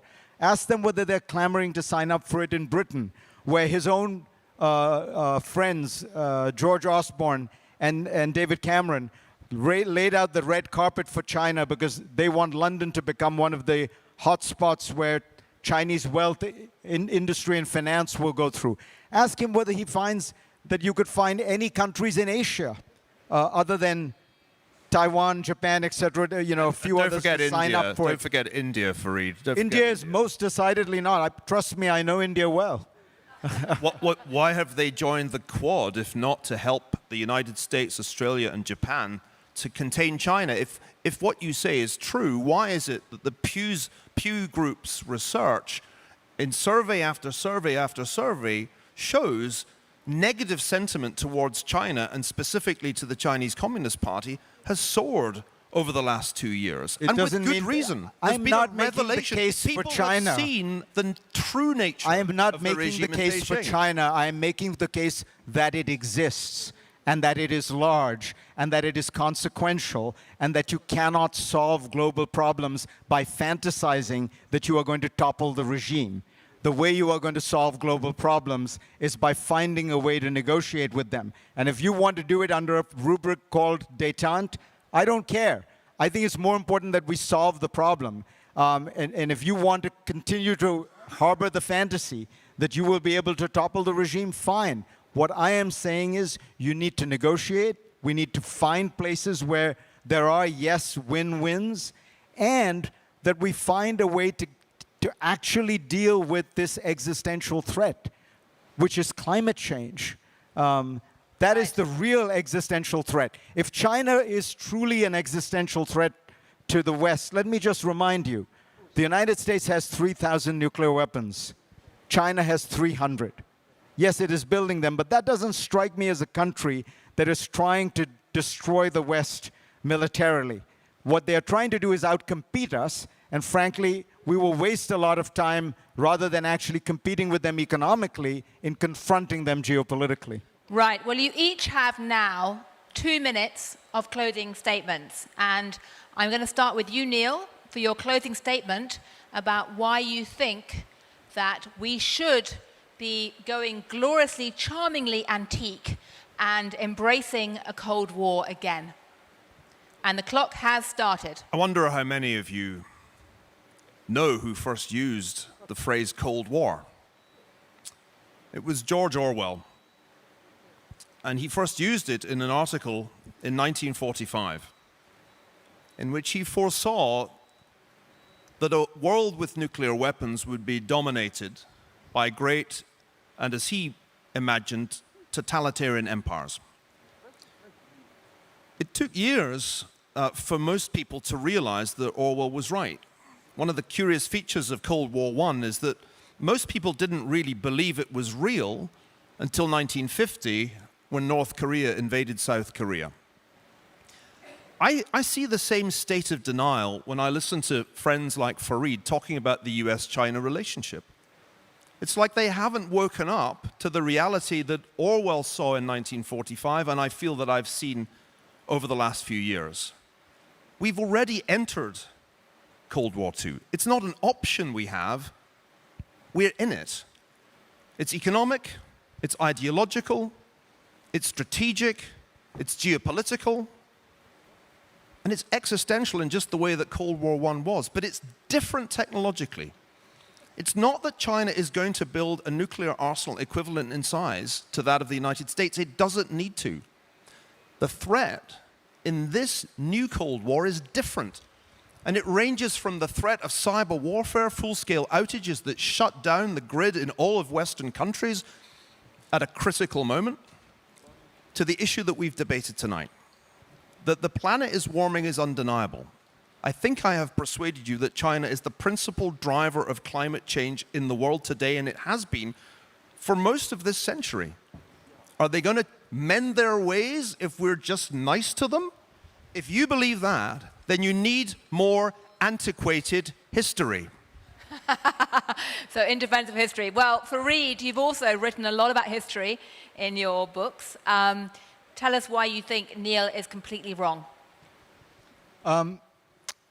I think that I'm reminded of something a history professor of mine, somebody Neil probably knew, Donald Kagan, the great historian of ancient Greece, once said to me, he said, history doesn't ever really repeat itself. It only appears to those who don't know the details. And I think that it really is such a mistake to think we are still in that world that George Orwell was describing.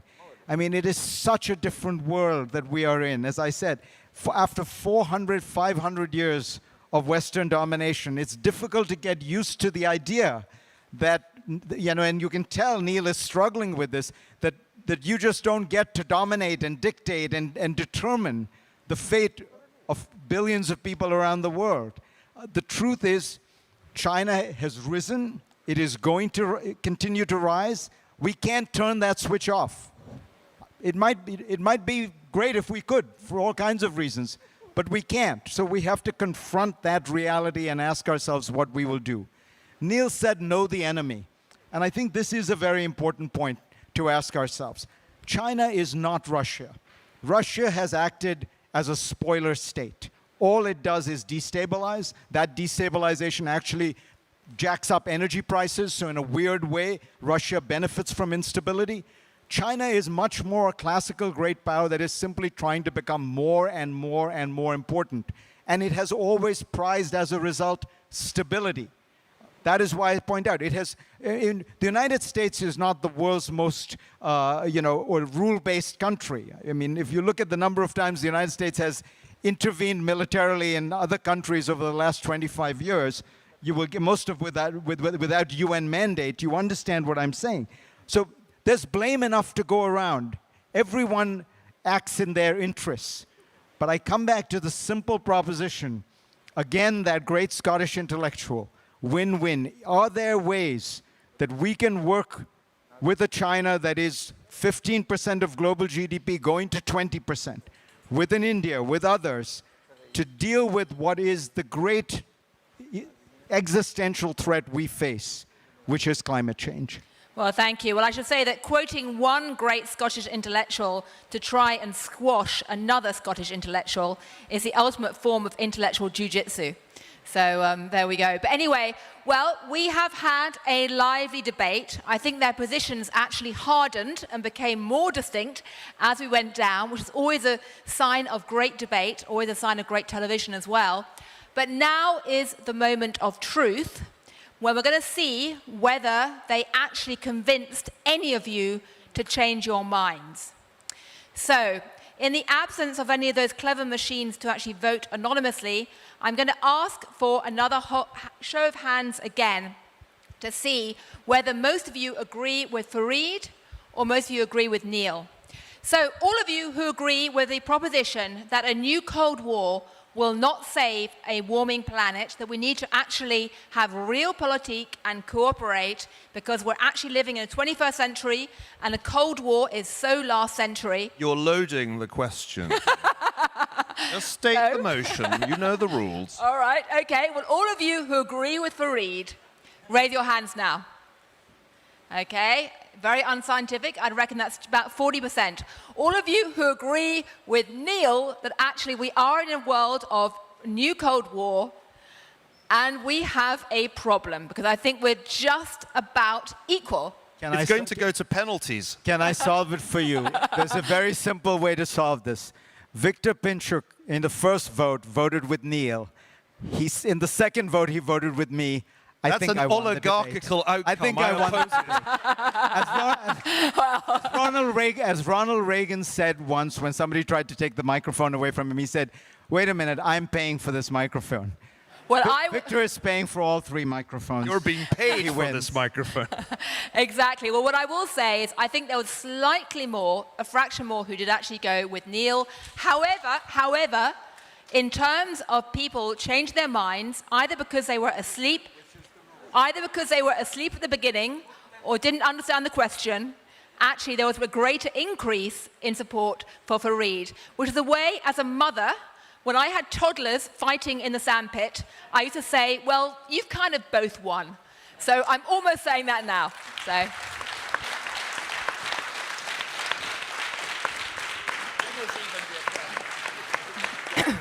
And my last comment is, the one thing we can all agree on is if you want to know more about their views, go out and buy their fabulous books. They've both written about this. And I think I'm now handing over to Alexander Kuzniewski, who's going to be giving some last comments. Thank you.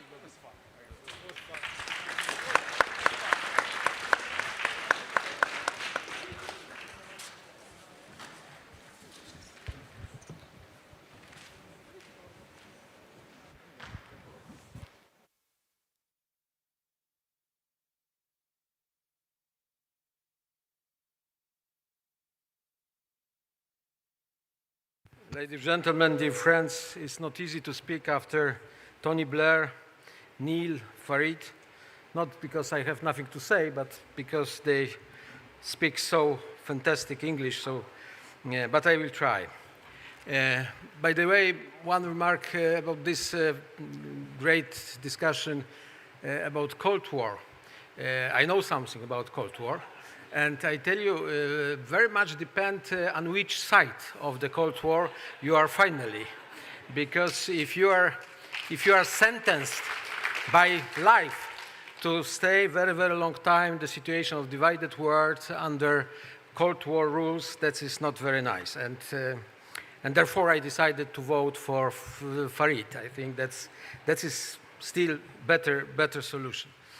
Different short remarks.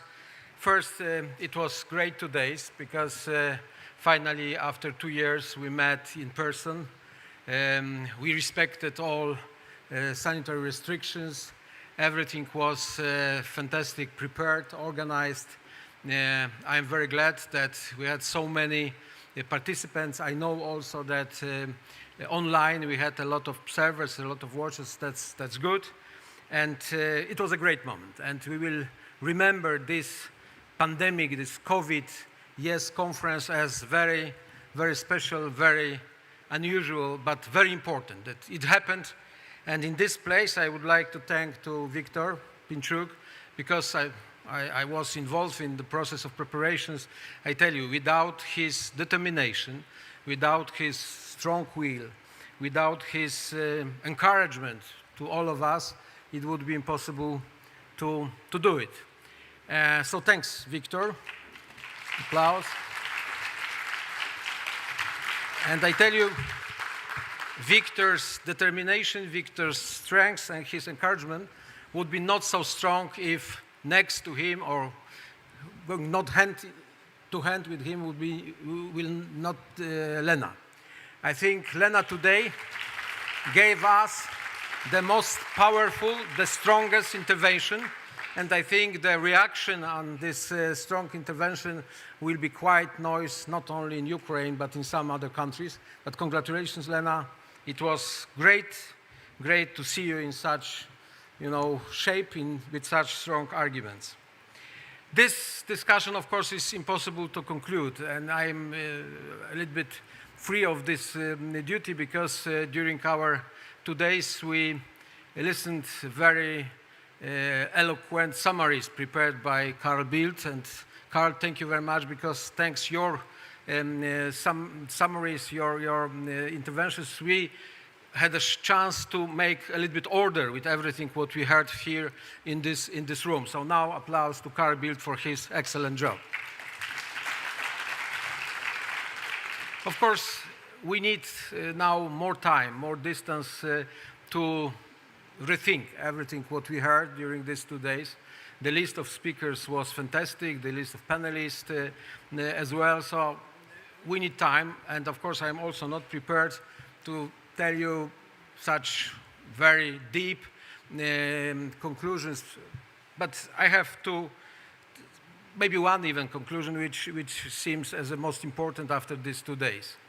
We spoke about global problems, and I think we have no doubts that climate change, that pandemic, and probably the next pandemics in the invisible future, sustainable development, inequality, a lot of problems are serious, and we cannot say that, well, that is overestimated, that is not so serious.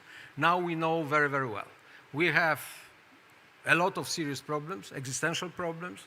Probably we start to solve these problems too late, and still we are doing everything not so fast as is needed, but we have some consensus that the world is in trouble.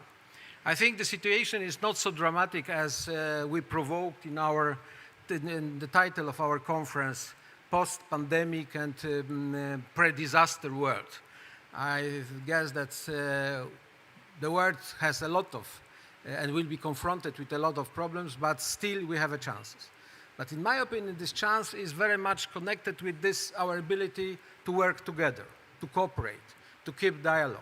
And this last discussion was very significant, because I think in coming years we'll have an increasing debate between these ideas to be tough, to divide the world, or to be more soft and to try to unite the world, or to create stronger national states, or to keep multilateralism as a best form of cooperation and competition as well. So I think this dialogue, this ideological debate will be continued. I'm very much on the side of dialogue, of cooperation, and to find unity where it's possible, and to compete according to the fair rules where the competition is also necessary and unavailable. The world will survive if we as a humanity will try to do the best what is in our hands, and will not close our doors. I didn't mention that migration, the problem of migration also will be the part of our life in the next years, and in my opinion this migration problem will increase. We'll have more migrants even in such silent countries like ours in Central Europe.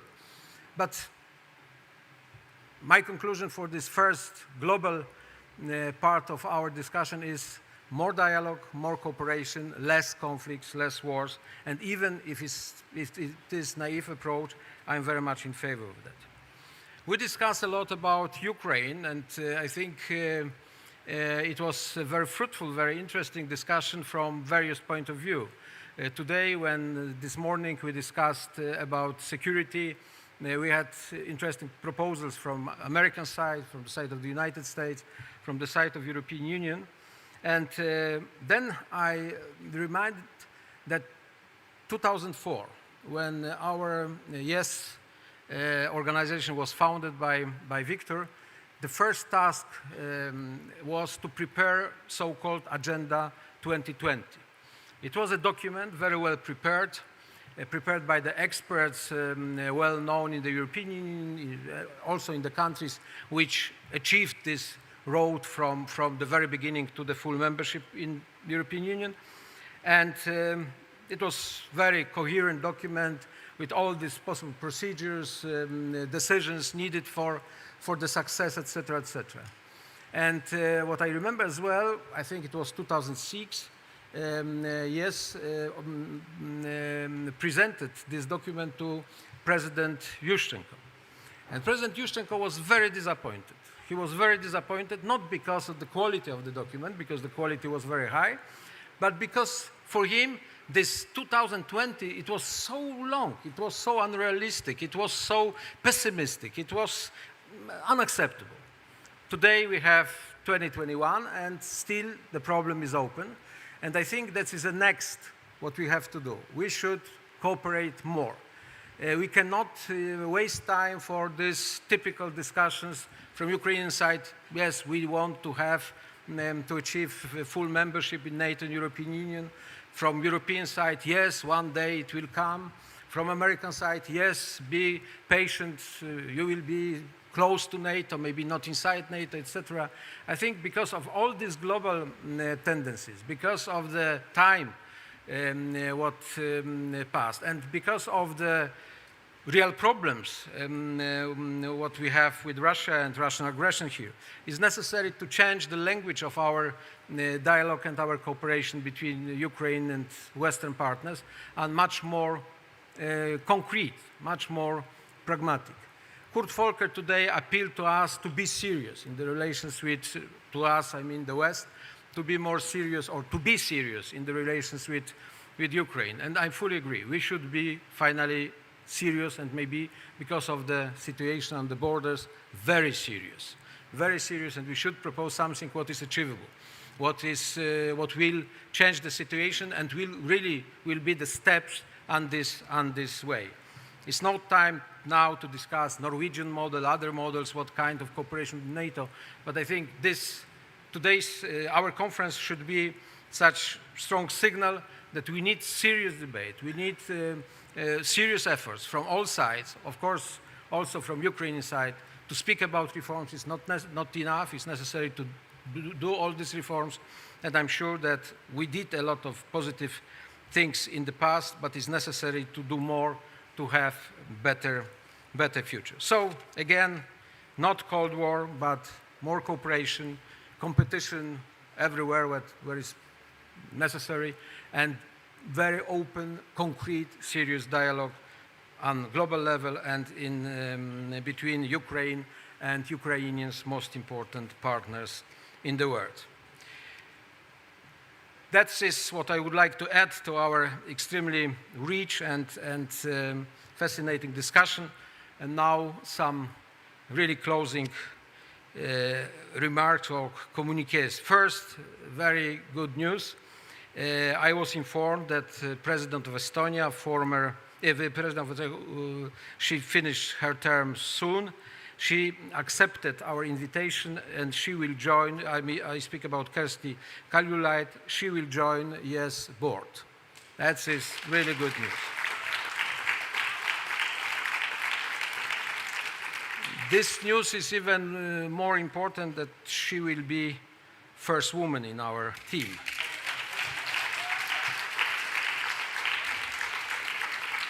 Yeah.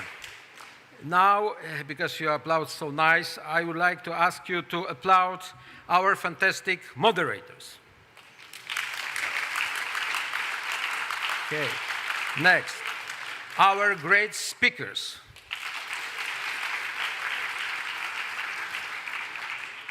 Our distinguished participants.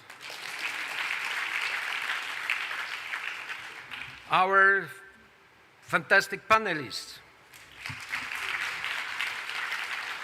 And all politicians and journalists who participated in our conference. I didn't add fantastic, splendid, great, because it depends on your political positions. You know who is splendid and who not, so I will add nothing more. Please applaud with me the team which prepared our meeting. First of all, Svetlana Kovalchuk and her team. Svetlana,